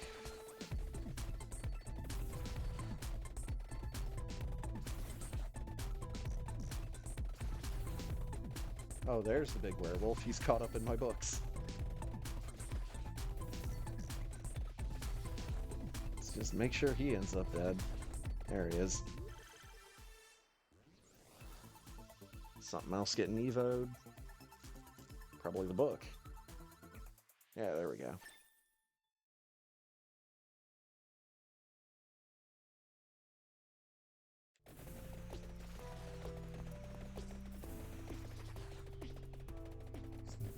We were in trouble for a couple seconds there while we were waiting for it to start back up.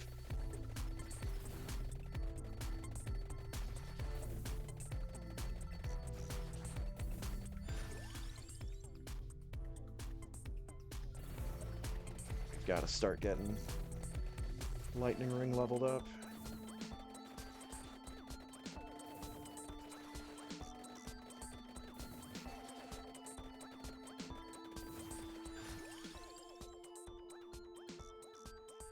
Let's get the candles, spinach, book.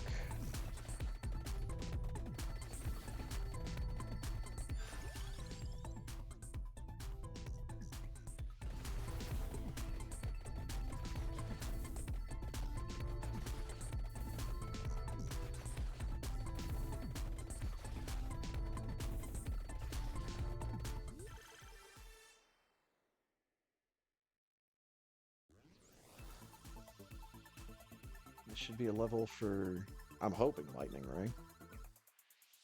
Magic Wand is fine.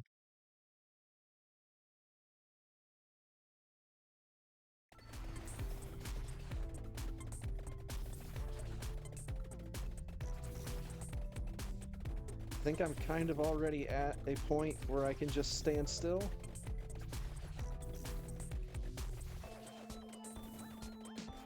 I don't really like this strat if I don't have Garlic, though. Because Garlic would be doing damage to the stuff inside the books if something managed to slip through. Magic Wand is really close. Gotta just finish that up. Man, I am thinking about taking Bracer.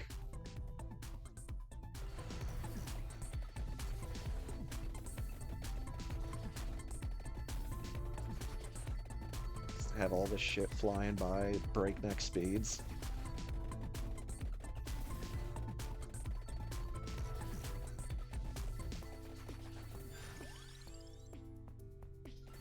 Alright, so that's max level Magic Wand. That'll be evolving soon.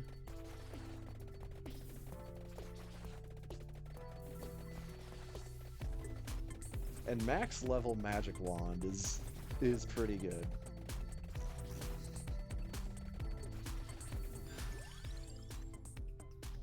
It's got big time who wants to drink from the fire hose energy.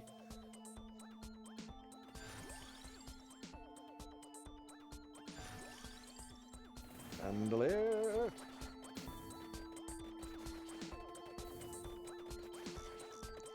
My bird laser's even bigger. Make it even harder for me to see what's going on.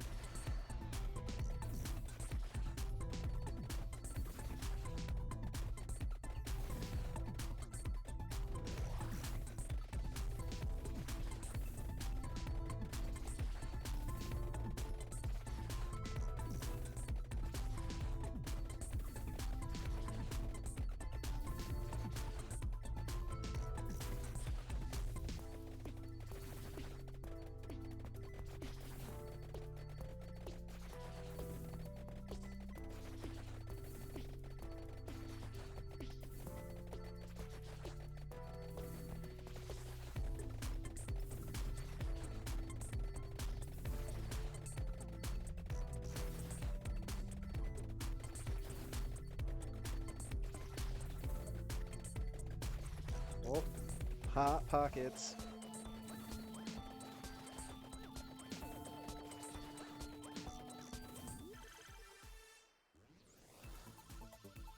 I haven't gotten any of the multis this time around. It's the magical fire hose.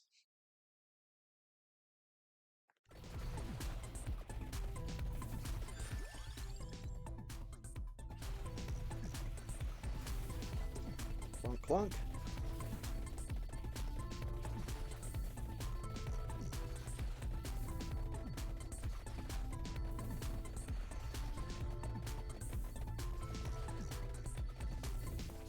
Yeah, it's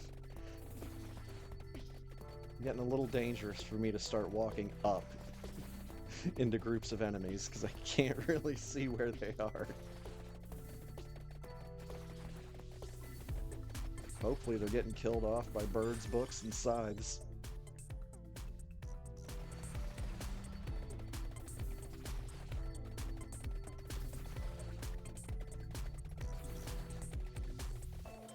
Maybe I should actually evolve the Rune Tracer and see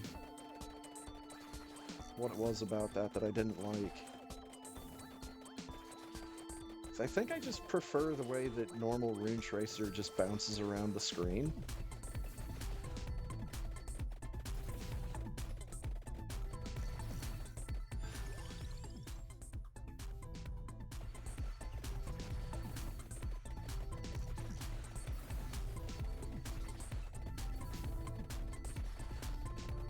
Not gonna let me level up my bird. I might as well level up the diamond.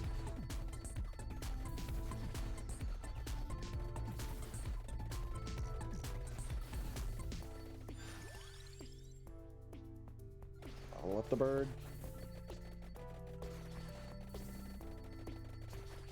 This is when all the swarms of bats are trying to crush the enemies down into me.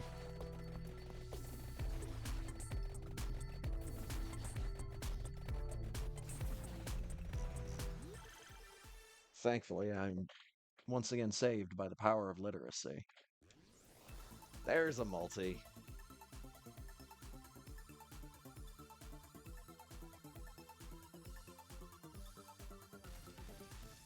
Nice.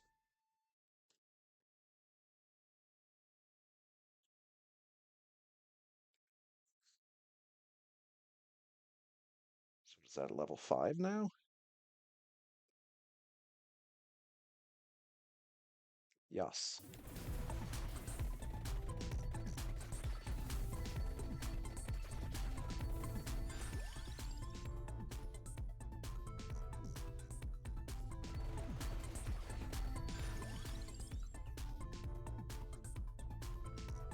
Gotta take max level Rune Tracer.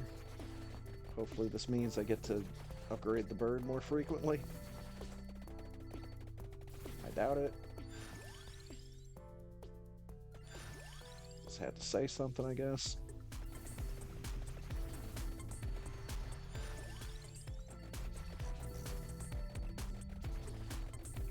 Bird lasers are getting pretty intense.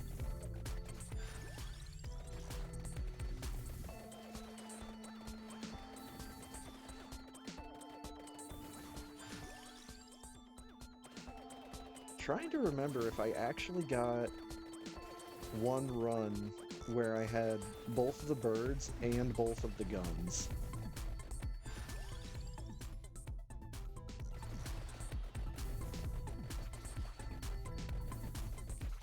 I think I started a run where I tried to do that, but I think I ended up dead.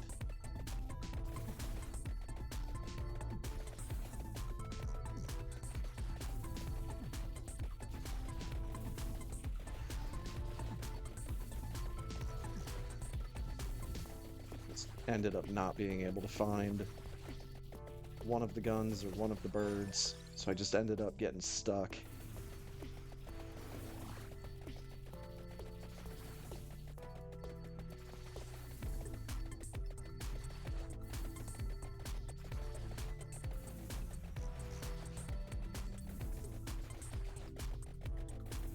It's a lot of numbers.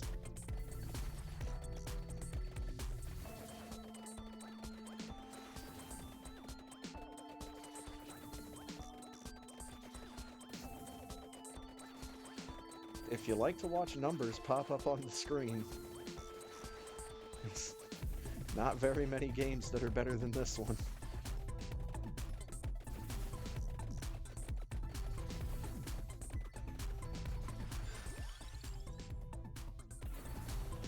It's max level lightning rings, that's going to get upgraded.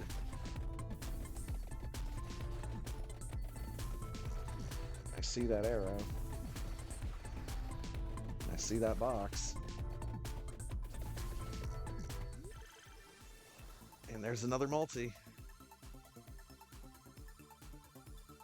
It's probably going to upgrade some of my utility items. No? Just money? Okay.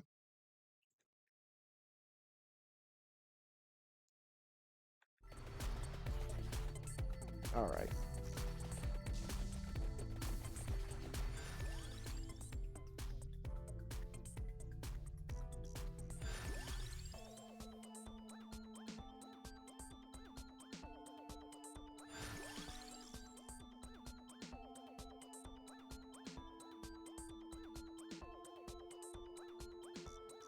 I mean, do I just take the clover? Nah, let's take Bracer.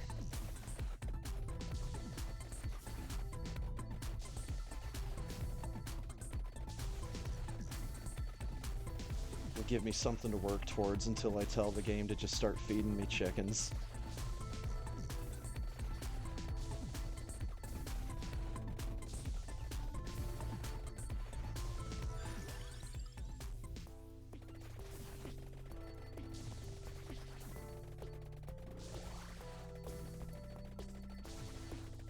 Shiny bat.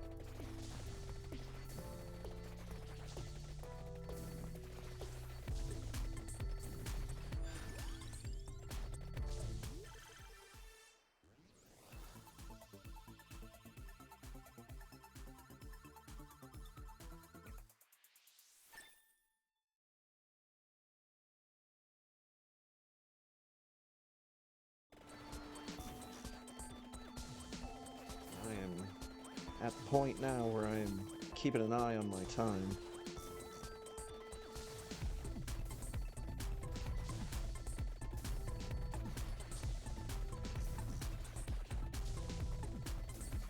We are getting close to the end of the round, so...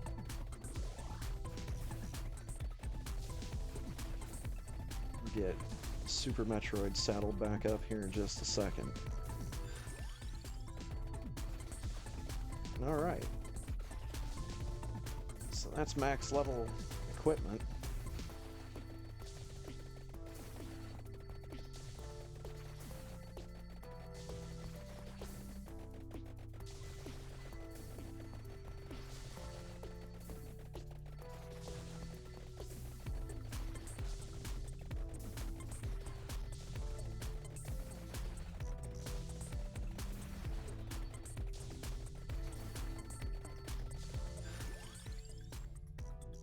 Always floor chicken.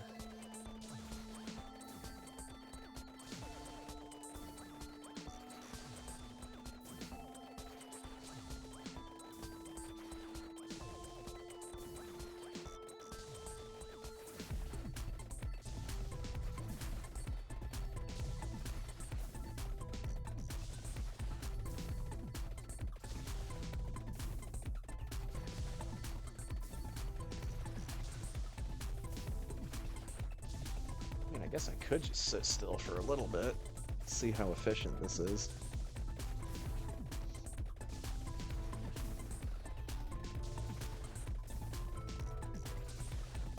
Seems pretty good.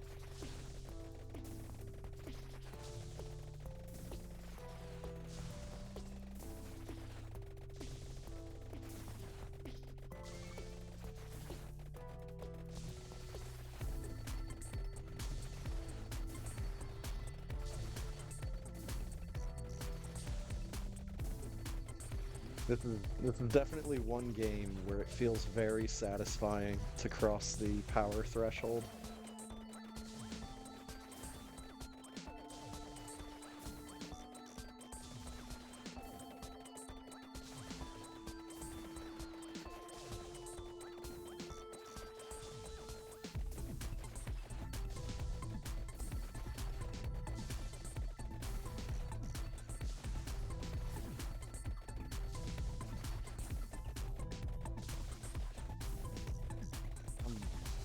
I'm kind of waiting for another crush.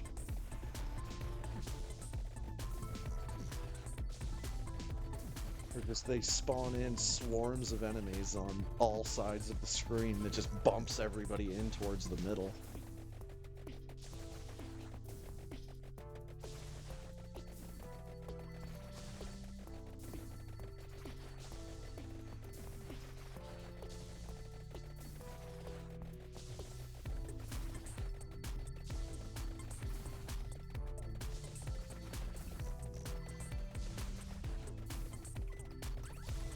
Oh, time freeze, you are all fucked.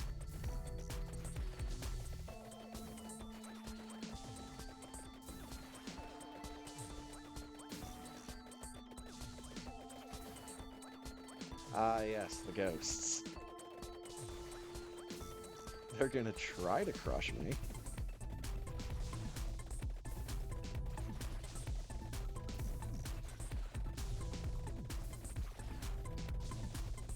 But yeah, look at all those rune tracers flying around. Combine that with the evolved lightning, and these enemies just can't get anywhere near me. And then the book and the sides. Forget it.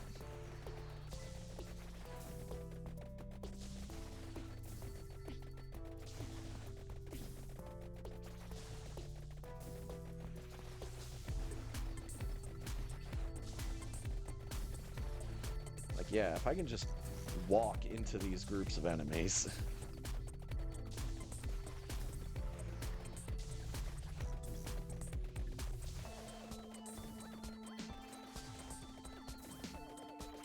Now the real question is, can I collect enough red gems to get up to level 100 before the Grim Reaper shows up? Yes. Can I get up to 105?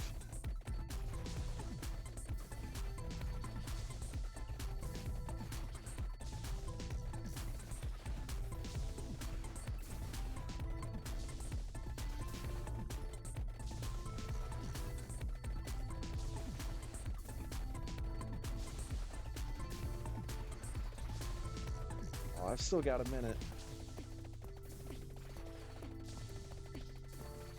There's 105. I don't think I can get to 106, but there are a lot of reds on the ground.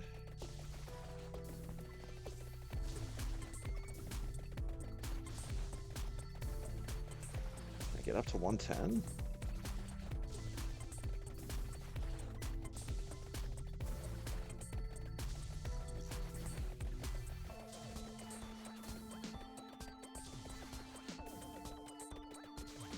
Yep.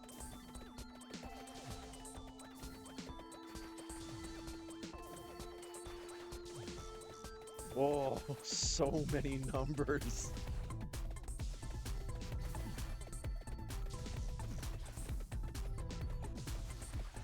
All right, big guy is showing up in 10 seconds.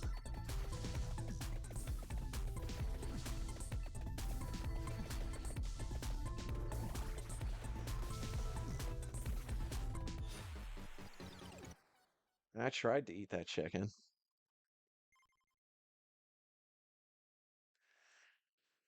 Okay. 10.6 million damage from Vandalier. 11.2 thousand DPS.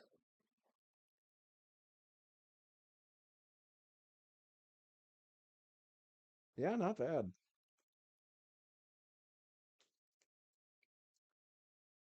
Good fun.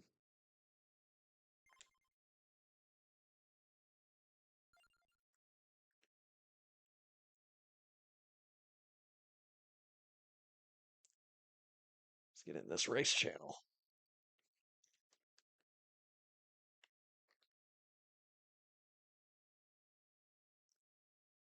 Let's throw that controller out the window. Turn my TV back on.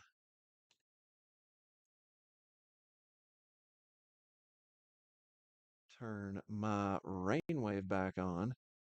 Oh, right during the Tower of Heaven song.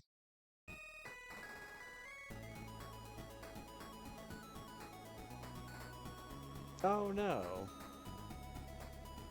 The one song I had saved.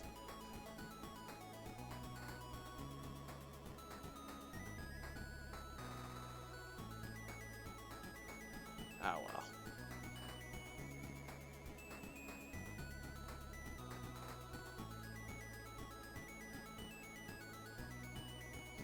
And up since 4 a.m. this morning, gonna be pushing my luck with this race.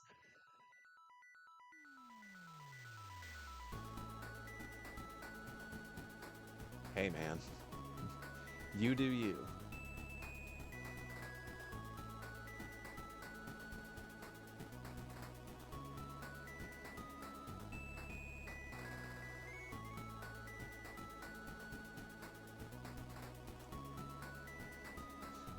This was another reason why I was taking a bit of a lie down earlier.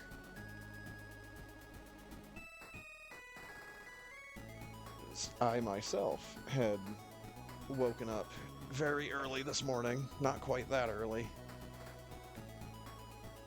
then unable to get back to sleep for hours.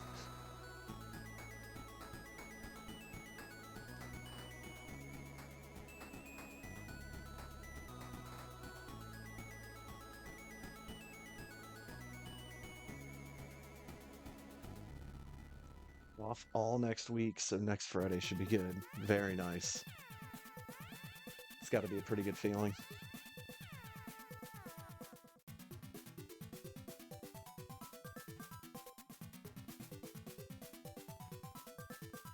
Anyways, I will be right back.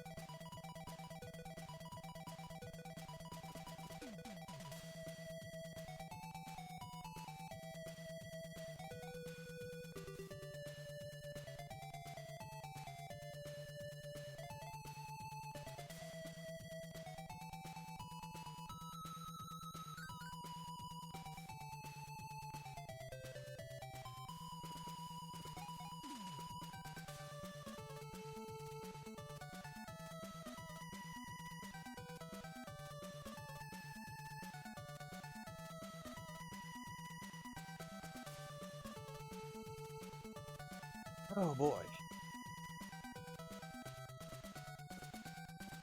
It has been in the mid to upper 80s for the past couple of days.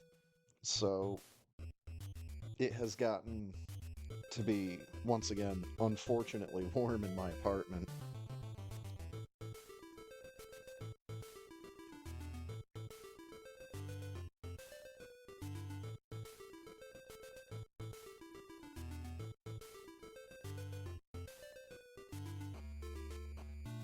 The one good thing, though, I think I figured out, well, I'm not going to say I think I figured out, but I think I solved the problem of my thermostat. Like, all throughout this winter, except for when the heating system was legitimately not working,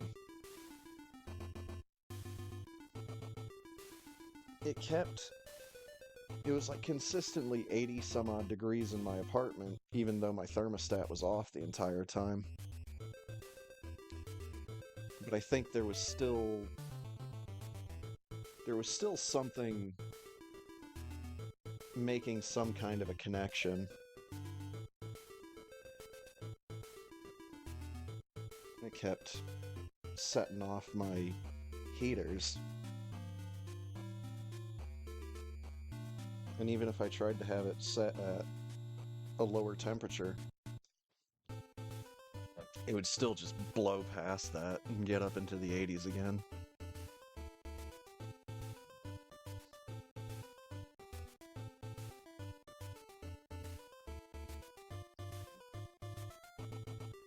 But now I just have to contend with, once again, the sun absolutely baking this apartment building.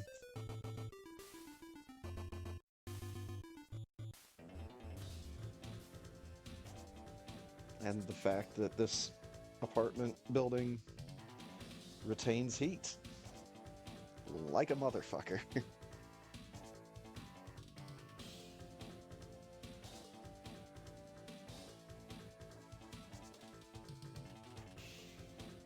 Like, it wants to tell me it's 67 degrees outside. It might be. Might have to open up a window here in a bit.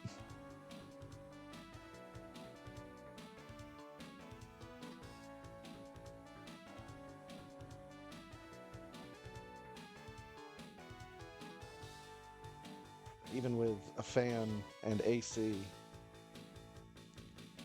going in here, it's still just not quite comfortable.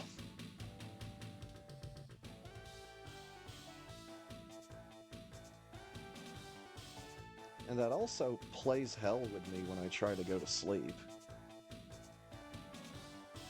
Because I sleep hot.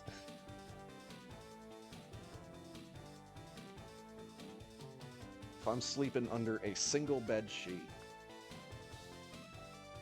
I will wake up in the middle of the night soaked like I just came out of a fucking swimming pool. It's so weird.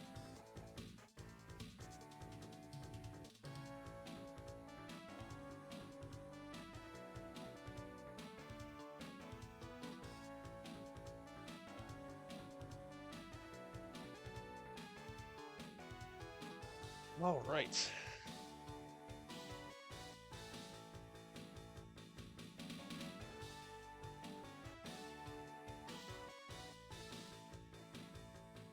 Have fun. Fun, have good luck. Thank you, Firebat. Same to you.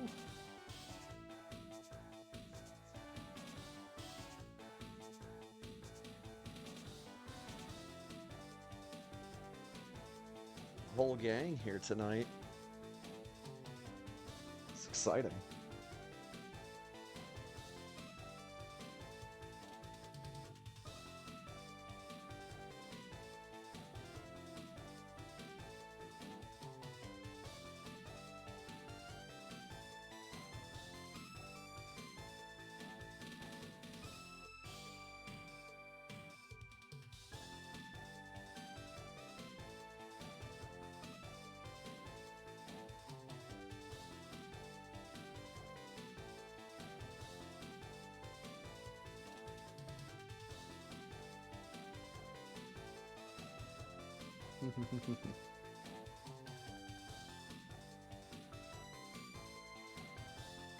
Hey, I know about being slightly disorganized.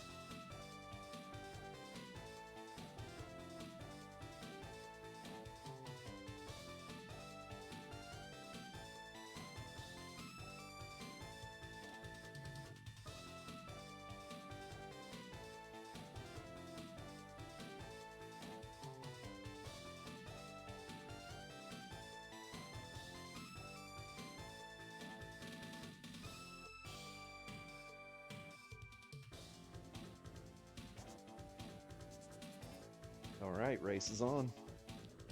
3, 2, 1. Let's go.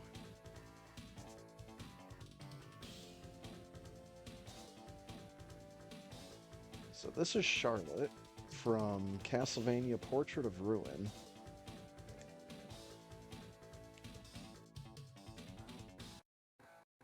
Which makes this the 5th Castlevania character that you can play as.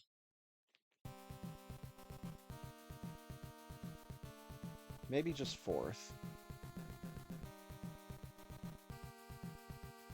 So you've got Alucard, you've got Maria, you've got Charlotte, you've got Maxim.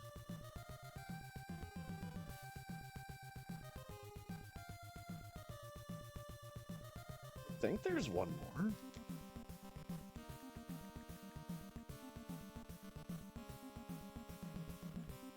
Maybe I'm just thinking of one of the other female characters that's just not from Castlevania. And I'm getting confused. But either way, there's at least 4 different Castlevania characters for you to play as in Super Metroid now.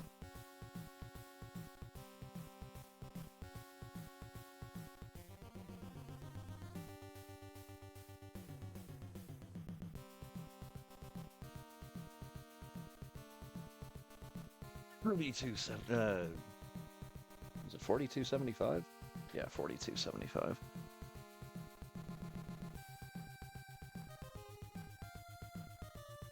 Holy shit.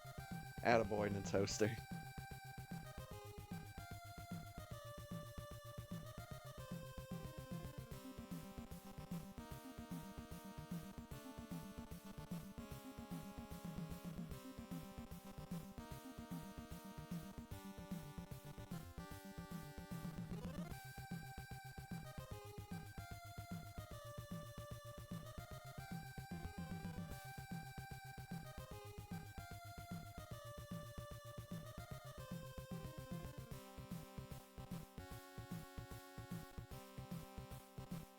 I do like how Charlotte uses the book as the arm cannon.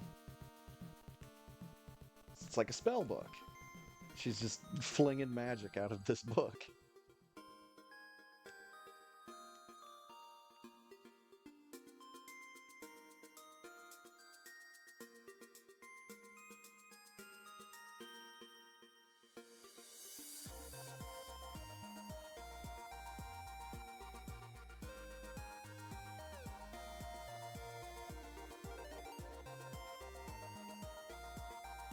Yeah, my TV's brightness keeps fluctuating.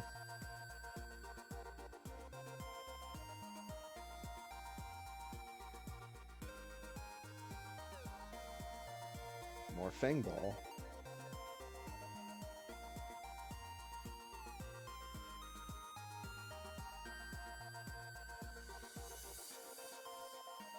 There's something hanging off the end of her morph ball.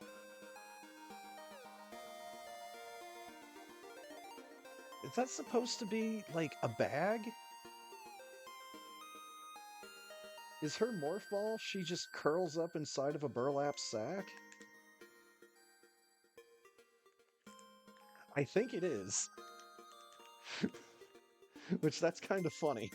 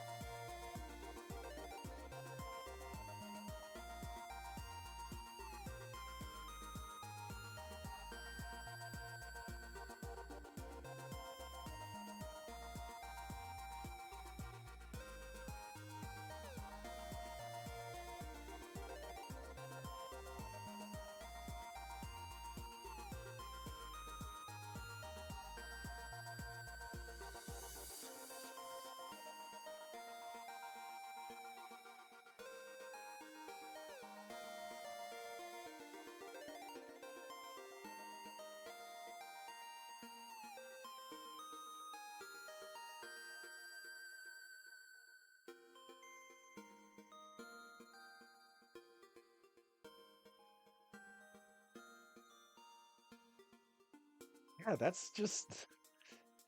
She just ties herself up into a bag for Morph Ball. That's pretty good. I've never played Portrait of Ruins, so I don't know if that ties in at all.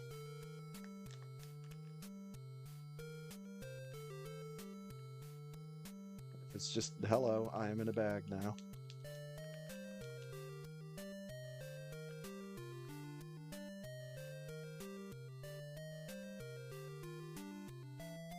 He ate that last one.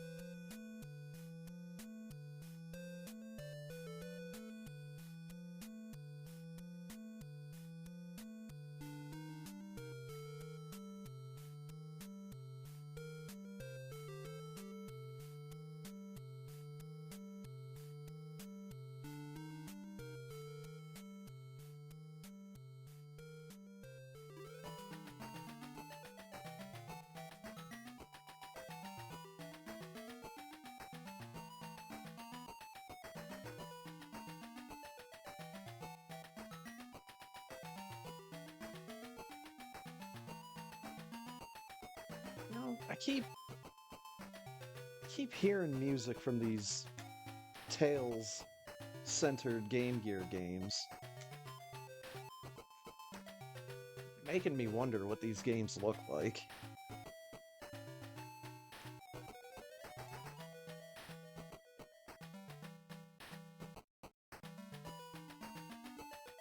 I'm sure someone on YouTube has videos.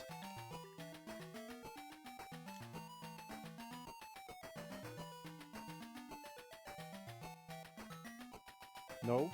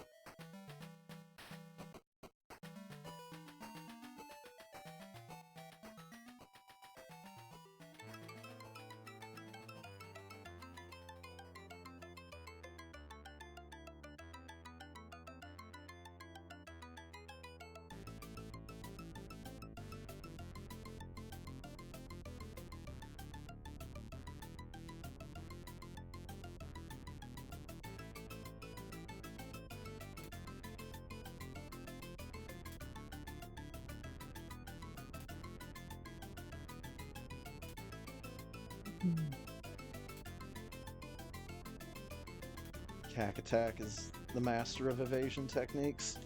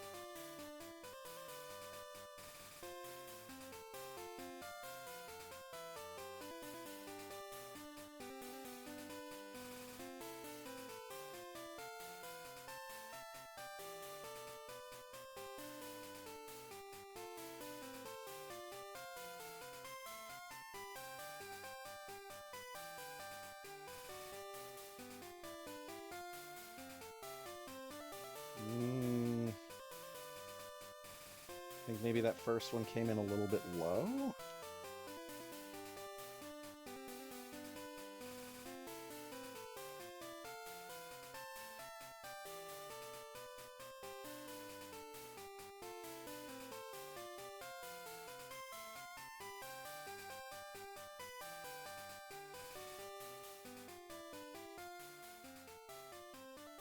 New colors.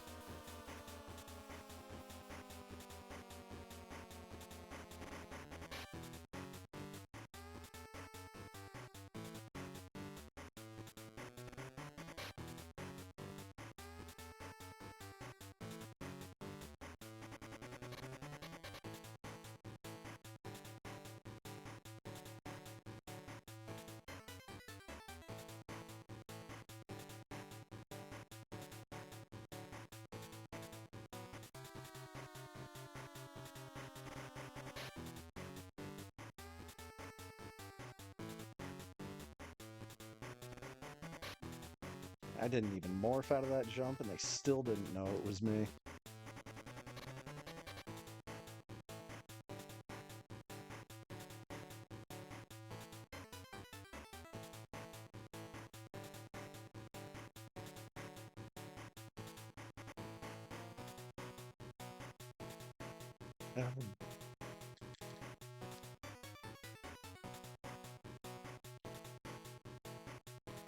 Making me want to play Battletoads Arcade again, which is a good thing. Battletoads Arcade might be the best Battletoads game that there is. Unless that new one is good.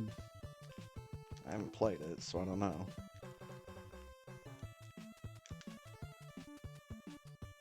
At least it's a remake of a beat-em-up that doesn't look almost the exact same as a bunch of other ones that came out near the same time.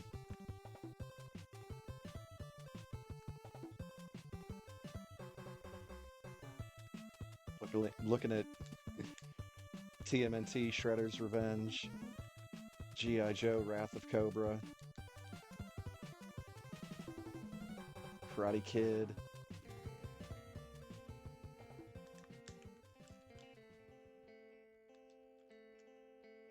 Mighty Morphin Power Rangers, Rita's Rewind. I mean, and the funny thing is, I don't even think those games are by the same devs.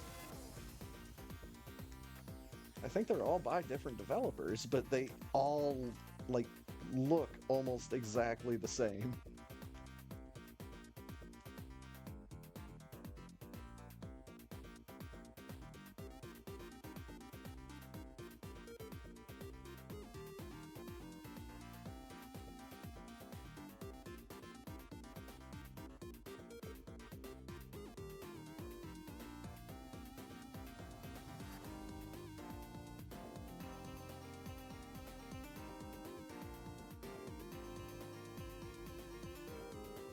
Get out of the soup, you dumb girl.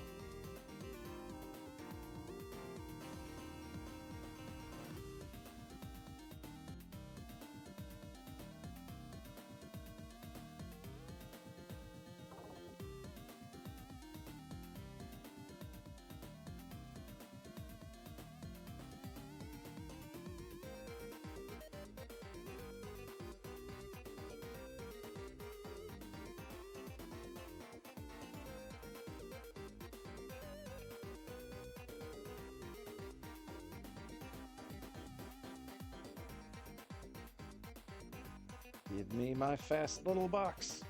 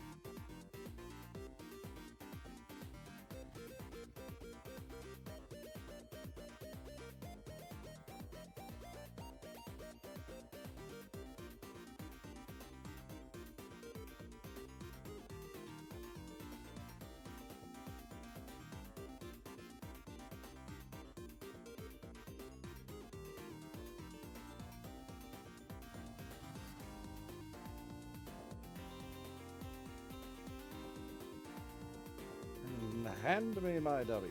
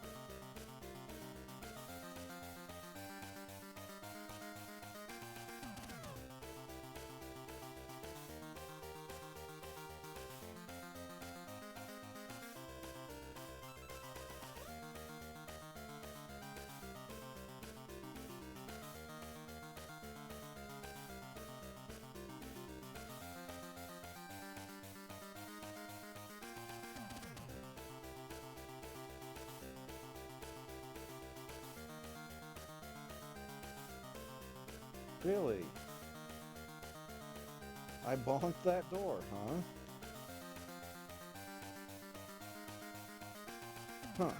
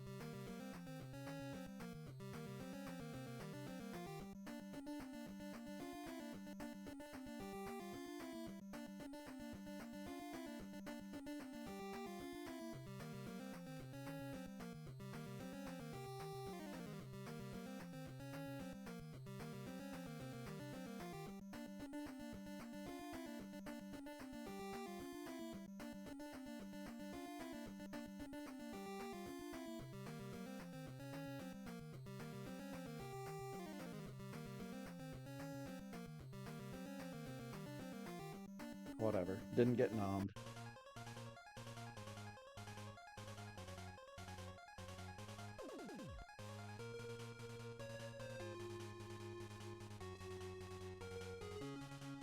Get me out of here.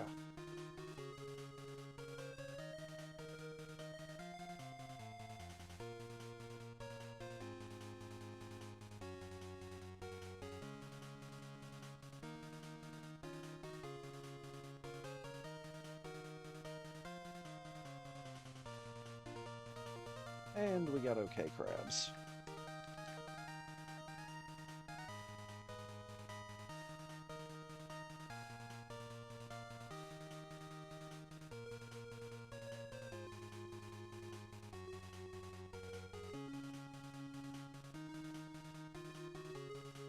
Oh, hell yeah.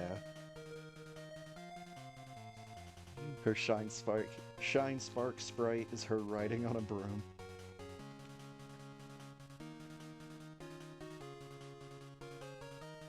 I like it.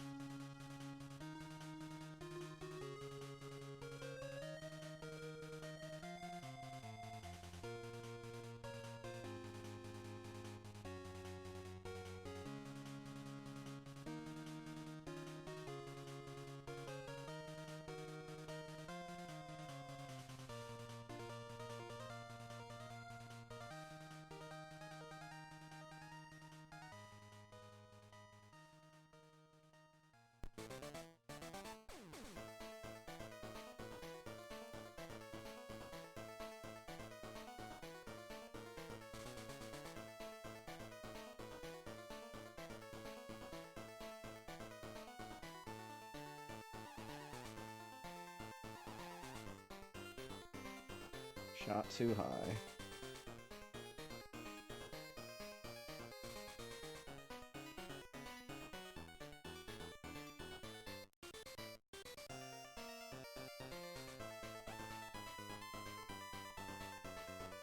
Should have him. Oh yeah.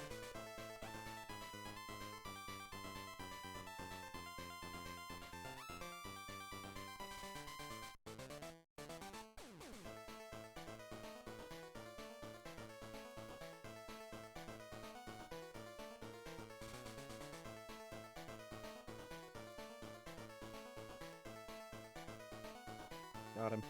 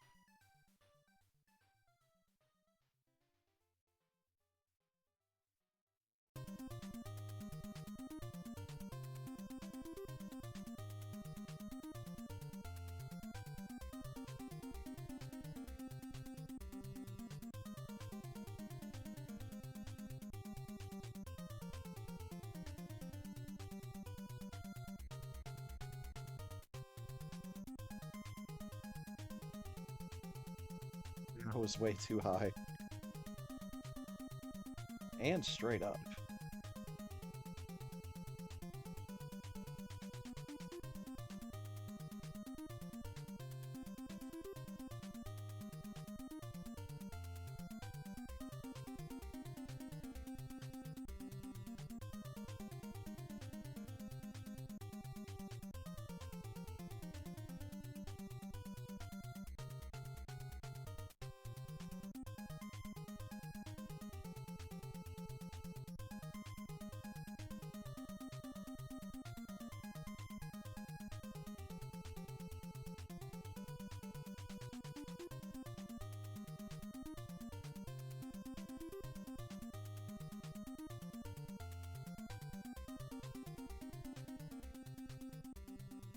Ooh.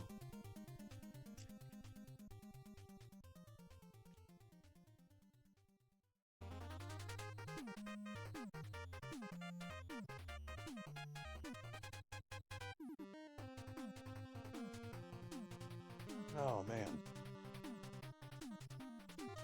Really wish I would have remembered to grab a case of iced tea when I was at the grocery store earlier today.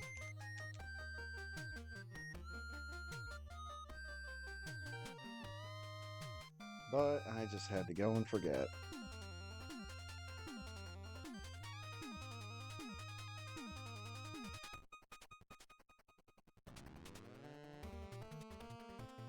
Thankfully, I have a bunch of cold cans of Canada Dry ginger ale.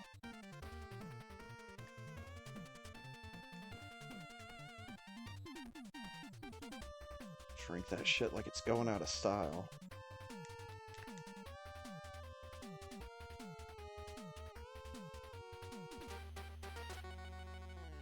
It's funny though, because Canada Dry is... Maybe I'm not making the right cocktails with it, but for me, Canada Dry really only works with Jameson whiskey.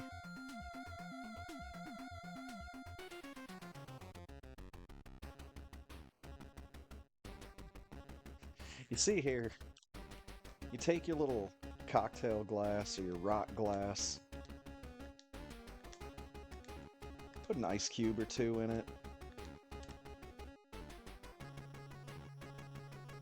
fill the glass halfway with Jameson whiskey, and fill it the rest of the way with Canada Dry ginger ale,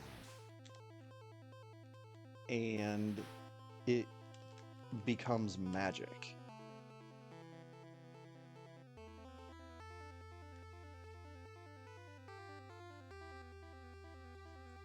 Like literally, it almost becomes like candy, where like you can't really taste the alcohol in it, but you know that there's alcohol in it because after 2 or 3 of them, you find the act of standing up to have become more difficult than it used to be. Blah. A lot of syllables in there.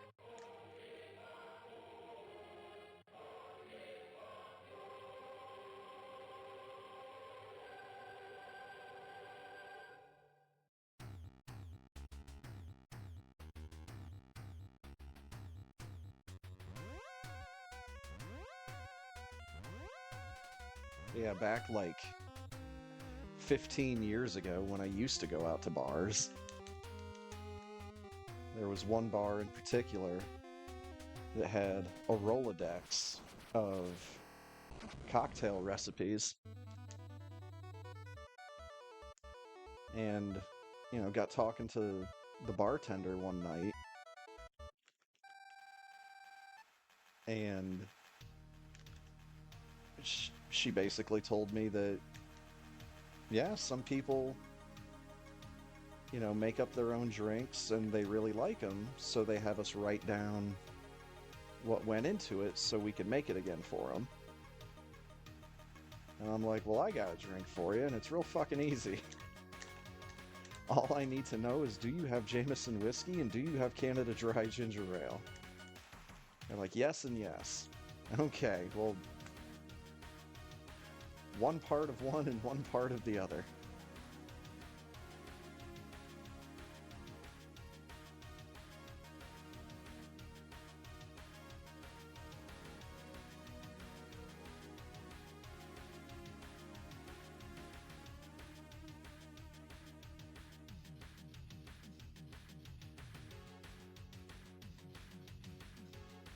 And I don't know what about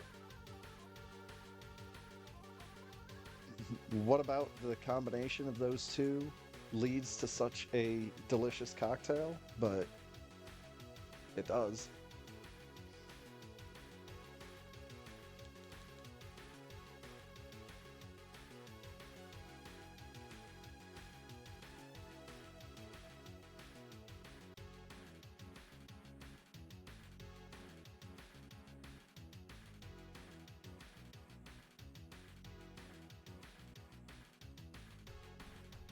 Come on, man.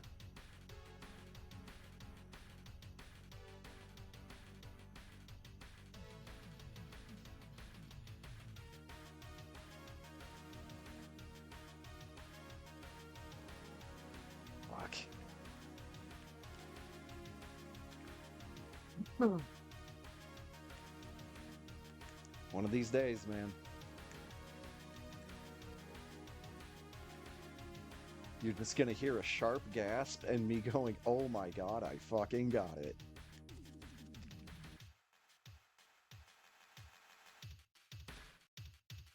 Probably in not that even of a tone, but you know.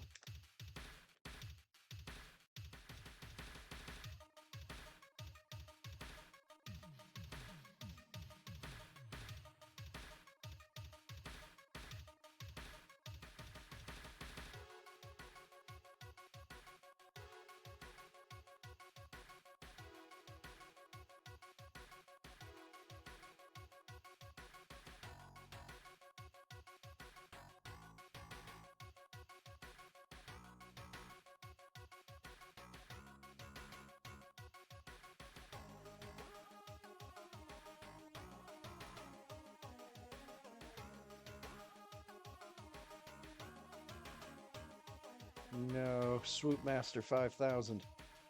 Stab it.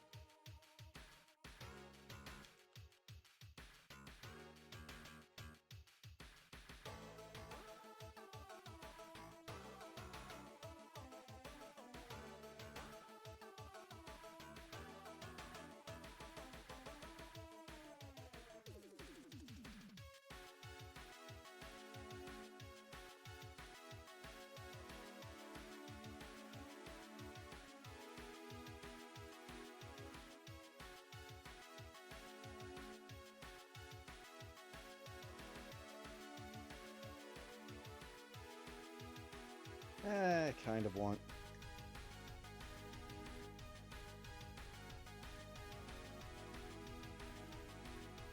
Space Jump.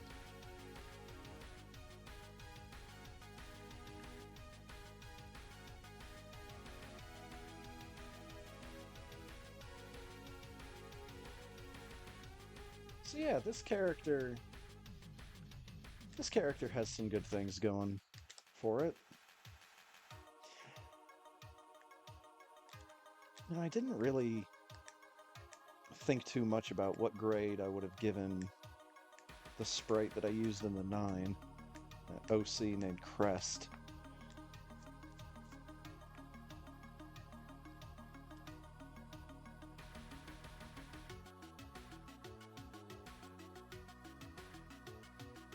I mean, honestly, I can't imagine putting either of these sprites lower than a B. I would say that both of these sprites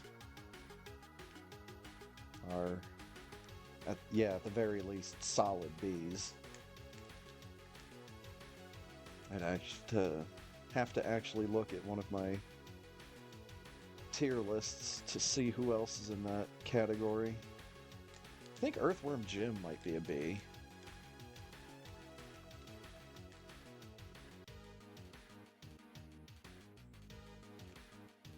Because despite the fact that it's Earthworm Jim, there's not really, like, a ton of, like, really funny or wacky stuff that sprite in particular does.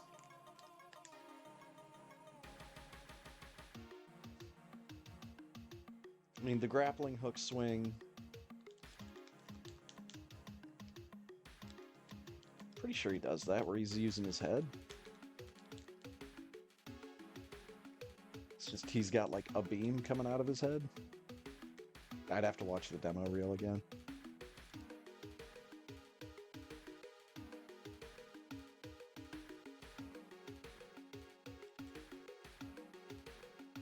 But yeah, it's only the sprites that I rate as a D or lower that I don't particularly like using for the races. But still, that leaves S, A, B, and C tiers. And that's the overwhelming majority of the sprites in the list.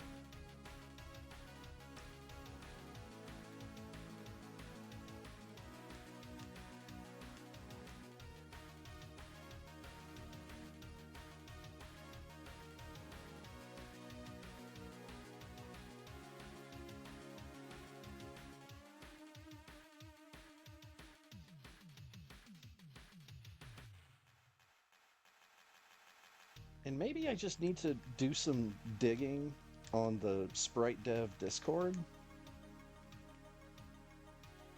but I still think it's really funny that, like, one of the very first custom Samus sprites that I saw a GIF for was Iron Man. And there's no publicly released Iron Man sprite, so I'm wondering if that sprite sheet ever got finished.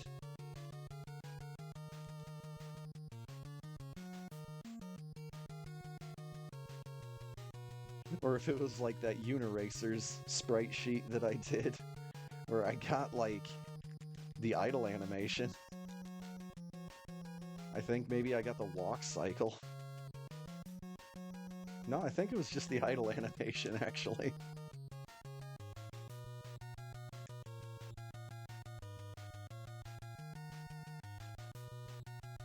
I think that was one of the things I ran into. Because the original Uniracers sprite sheet is not labeled, it's hard for me to tell. It's hard for me to tell exactly which pose of the unicycle that I'm looking at because they all look so similar. And by that, I'm mostly referring to that Z flip, where the unicycle would, like, turn towards the camera.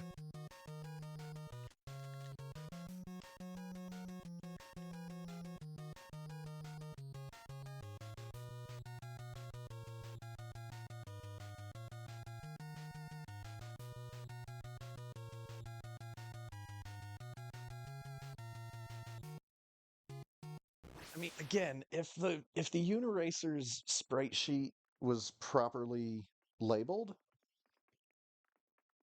maybe I would have been more likely to get more work done on that sprite sheet, but I doubt it.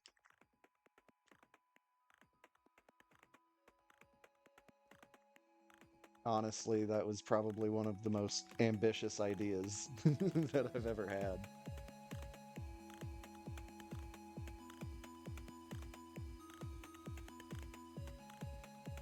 I'd really like for someone to do it.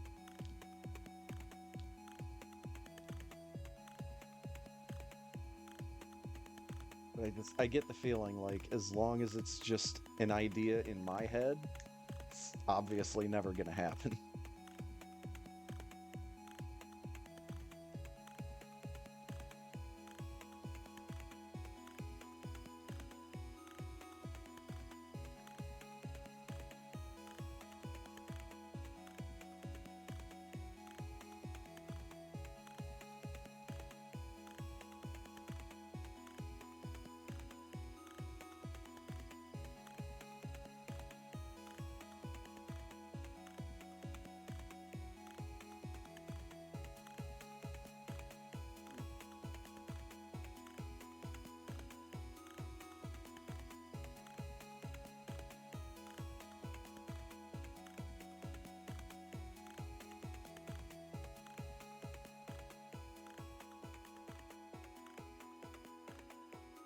Whee!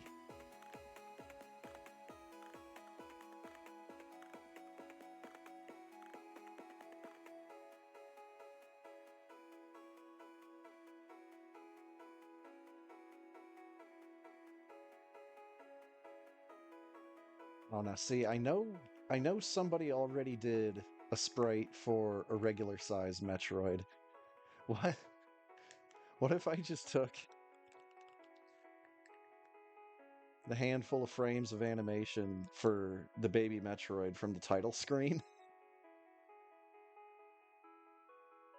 and just had baby Metroid floating in the middle of the hitbox?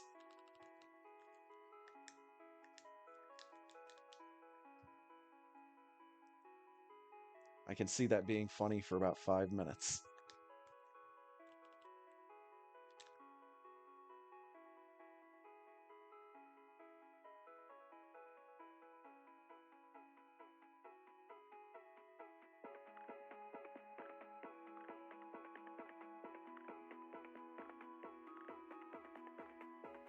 I need I need to find a creative person that is bad with ideas.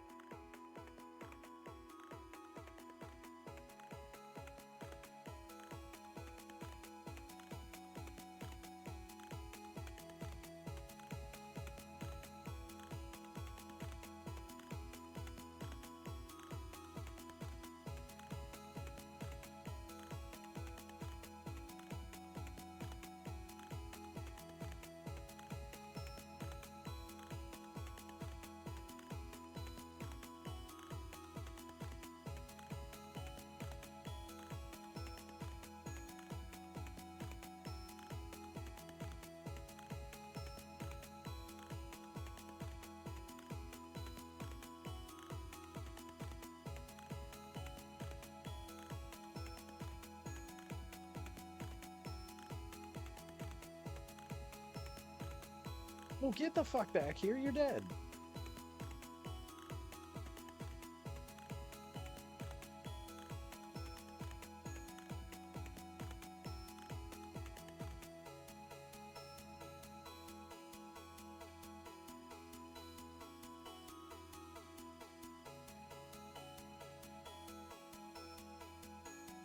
Oh, I know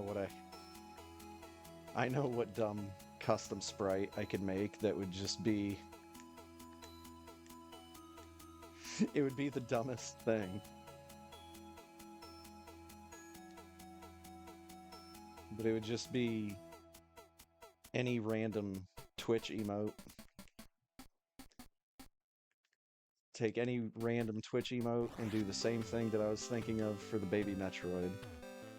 Flap it right in the middle of the hitbox.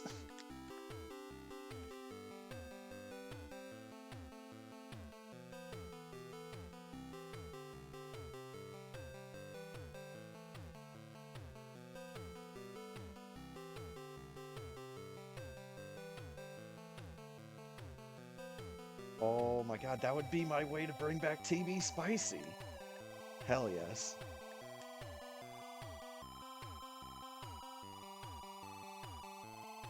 Dude, TB Spicy is my favorite Twitch emote that's not around anymore. It's just like a couple of clip art chili peppers laying next to each other.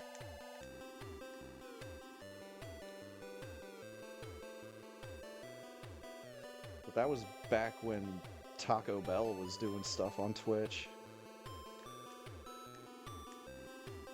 And I do not know if they are still doing stuff on Twitch.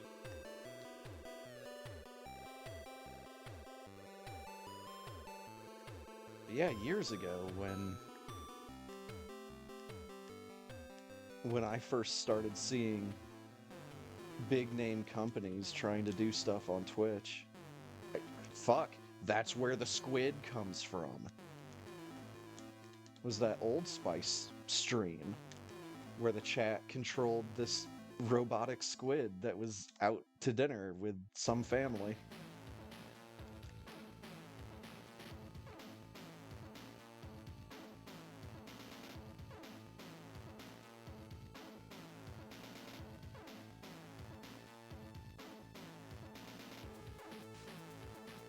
It's just, unlike TB Spicy, the squid stuck around.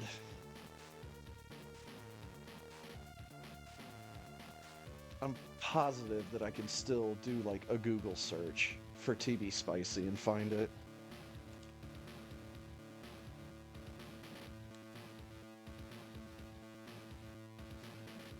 Just running around Super Metroid as a couple of chili peppers. But no, like you get Frank or Z. So you're just running around as Frank or Z.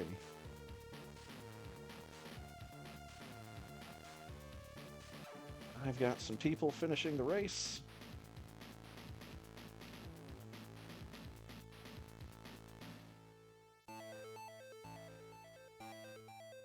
Got Tillamorph taken first with a 47.18. GG.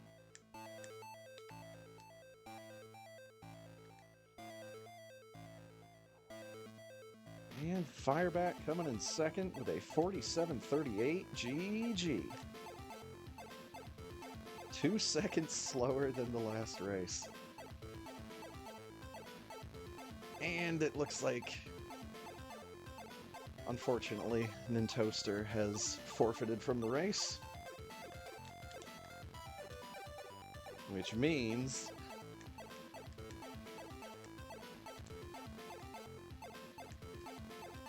my chances of getting third place have significantly gone up.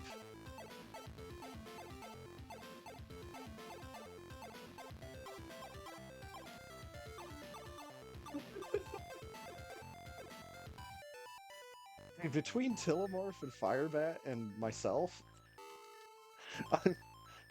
I'm starting to wonder. It's like, man, should we have even done the races this week? Sounds like all of us should have just gone to bed.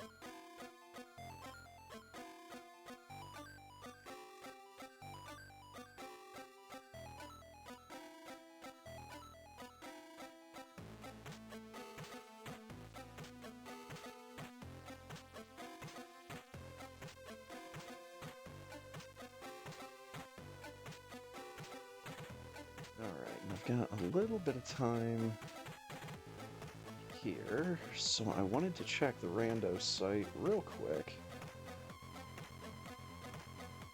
See if there were any other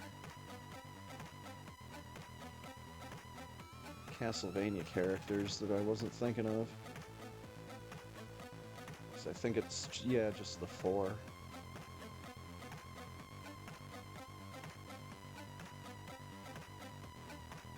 Yeah.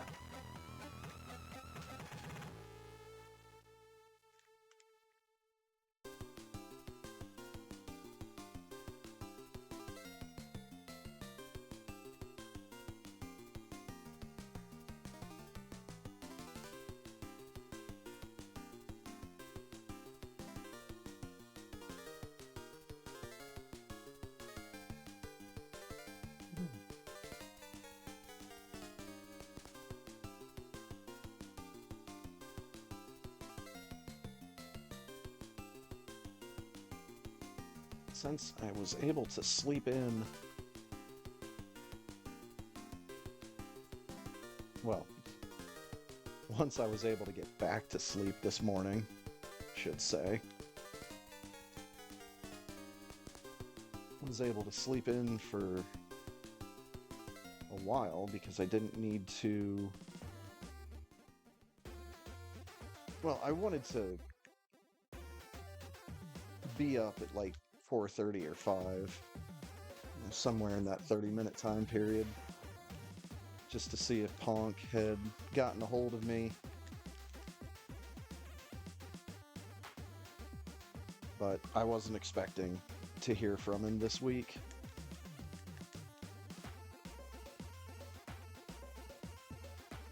Might not hear from him next week, as I have told him, and as I have said in the past, he is free to take all the time in the world to make sure that his family is good to go. That's what comes first.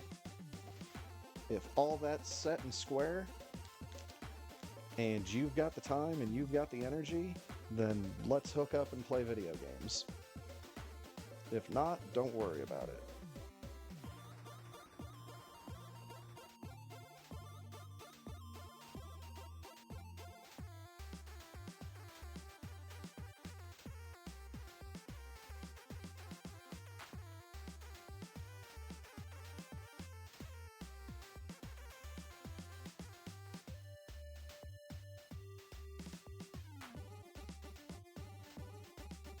Let's put my entire book in here.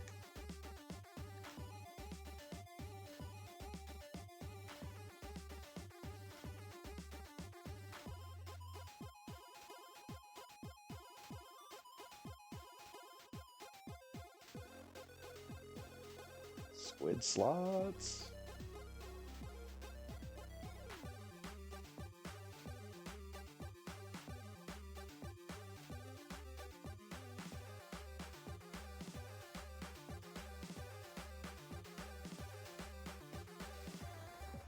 Okay.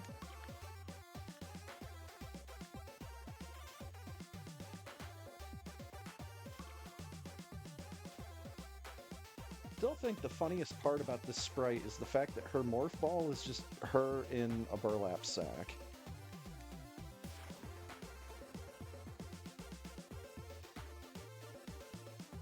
Like, I don't know if there's context for this, because I've never played Portrait of Ruin.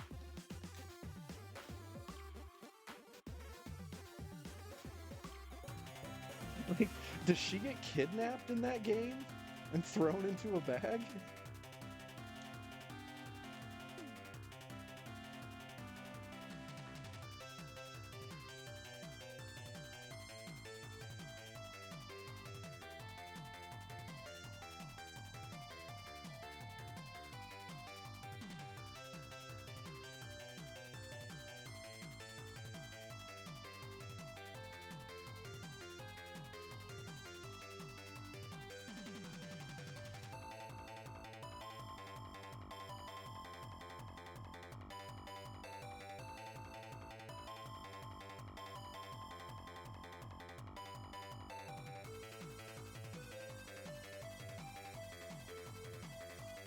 I may have to watch a long play of Portrait of Ruin to see if at any point she gets like an assist weapon or like one of the monster soul powers. If Portrait of Ruin does that.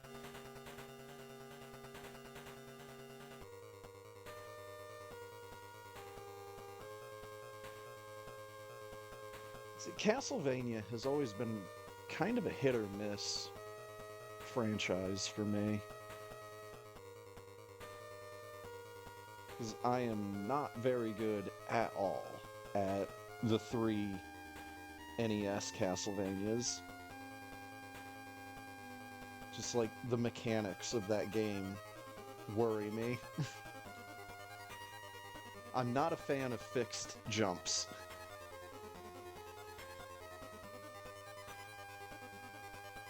I play Super Metroid, a game with one of the most responsive jumps in video game history. 55-59. This is going to be a pretty low 58, which is nice.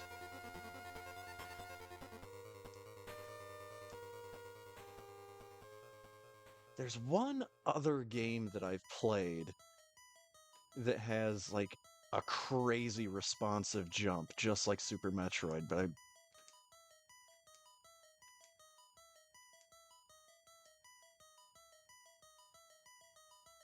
now that I think about it, DuckTales actually has a really responsive jump, but that's not the game I was thinking of. Yeah, DuckTales actually has a really responsive jump now that I think of it.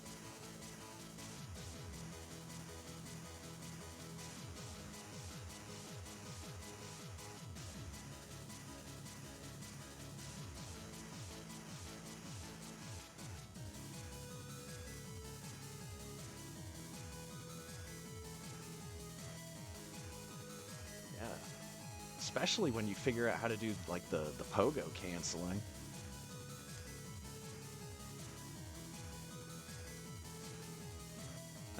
Good old DuckTales.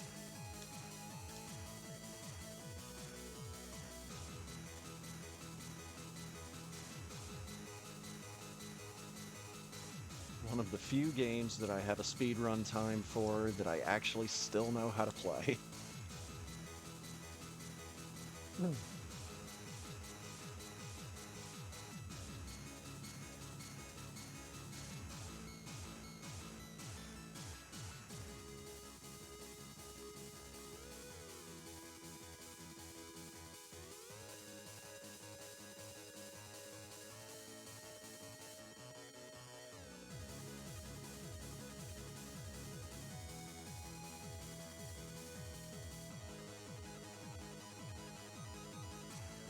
Me out of here. 58-11. GG.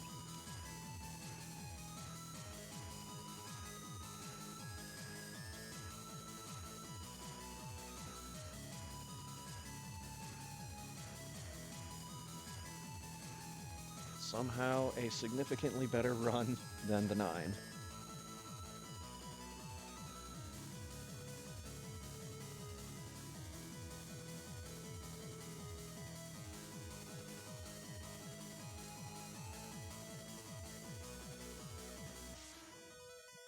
Kill the animals, kill the frames.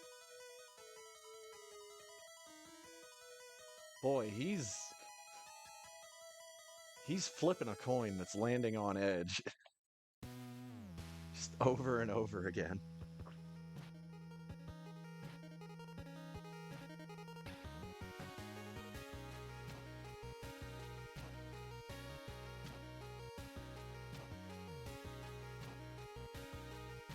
Alright. Rainwave request line is empty. Not gonna bother filling it back up.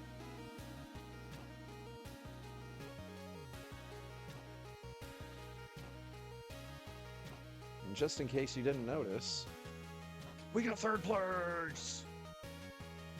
Yes!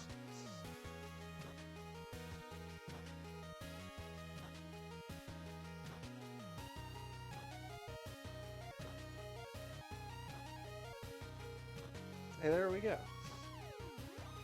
Debug Tools, Insane Firebat.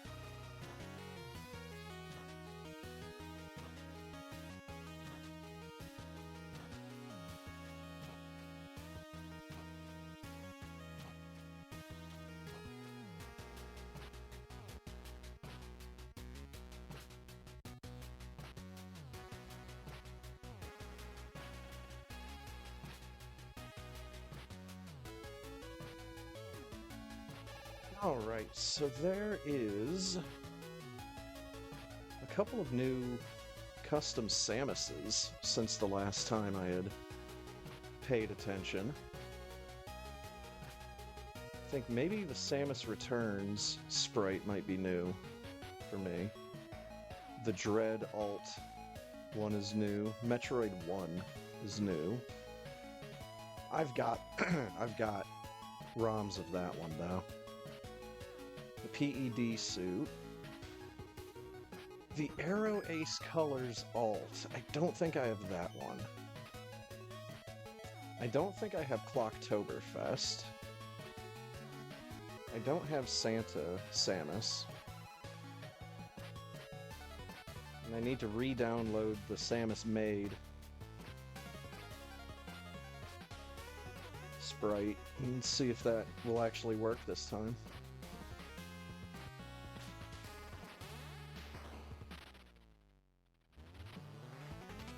Air Force!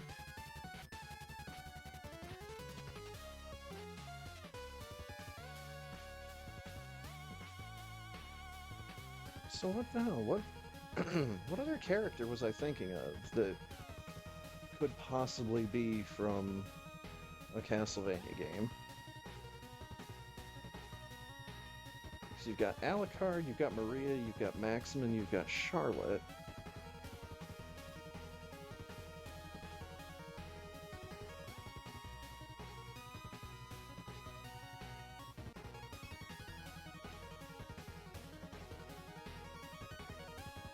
Oh my god, the fucking scroll wheel on this mouse is going to drive me insane. I've been sitting here scrolling down on it for like the past 10 solid seconds, and this fucking thing's not moving.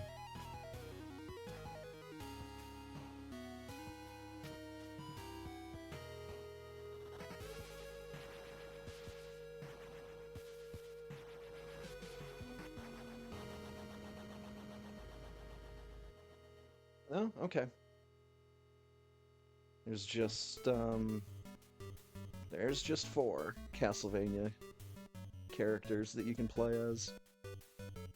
2:14:36. Hell yeah, that's a time.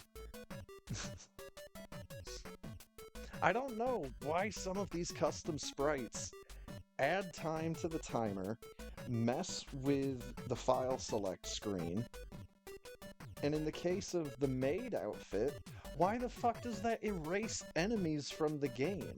All I'm trying to do is just change Samus's sprite. And all this other stuff is getting messed with.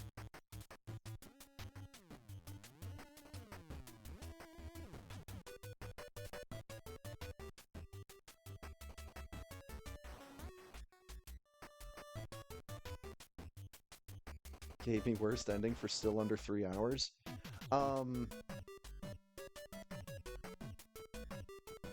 So, yeah, some of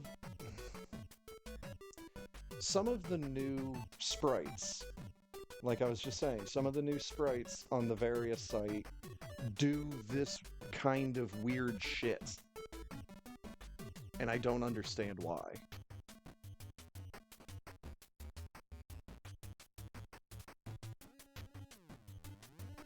You know, again, it's not because I'm using some kind of goofy ROM hack. If anything, all I'm going into this with is the IPS patch that changes Spazer to Sir Lewis X, and that's it. And just trying to change the sprites does all like this weird shit. I've had some of these files show up with like the in-game timer maxed out.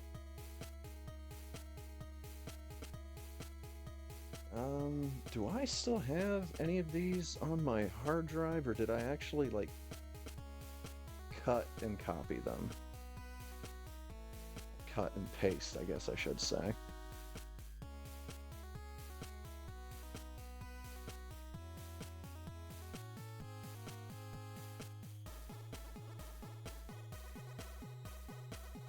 me just real quickly run one of these through an emulator off stream.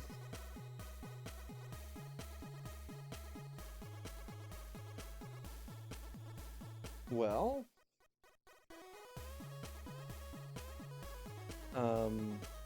yeah, Firebat, I can definitely send you one of these ROMs. I might even send you 2 of them. Because I just found one of the copies that I made of the Maid Samus ROM.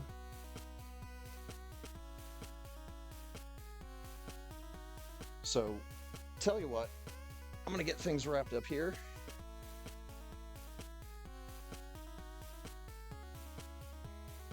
Because once again, we got 3rd place. But also we did it. Factually, having done did it.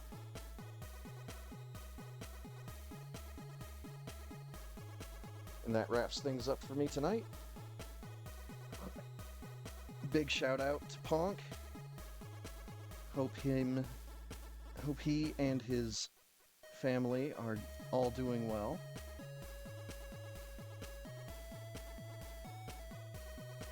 And of course, a big thank you to Insane Firebat, Tillamorph, and Nintoaster for the races here tonight.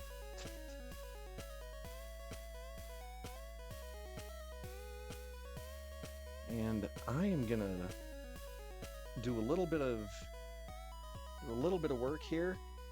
I'm gonna send Firebat a couple of ROMs to take a look at some point. And for everybody else, thanks for stopping by, thanks for hanging out, thanks for watching, and I'll catch you next time. See ya!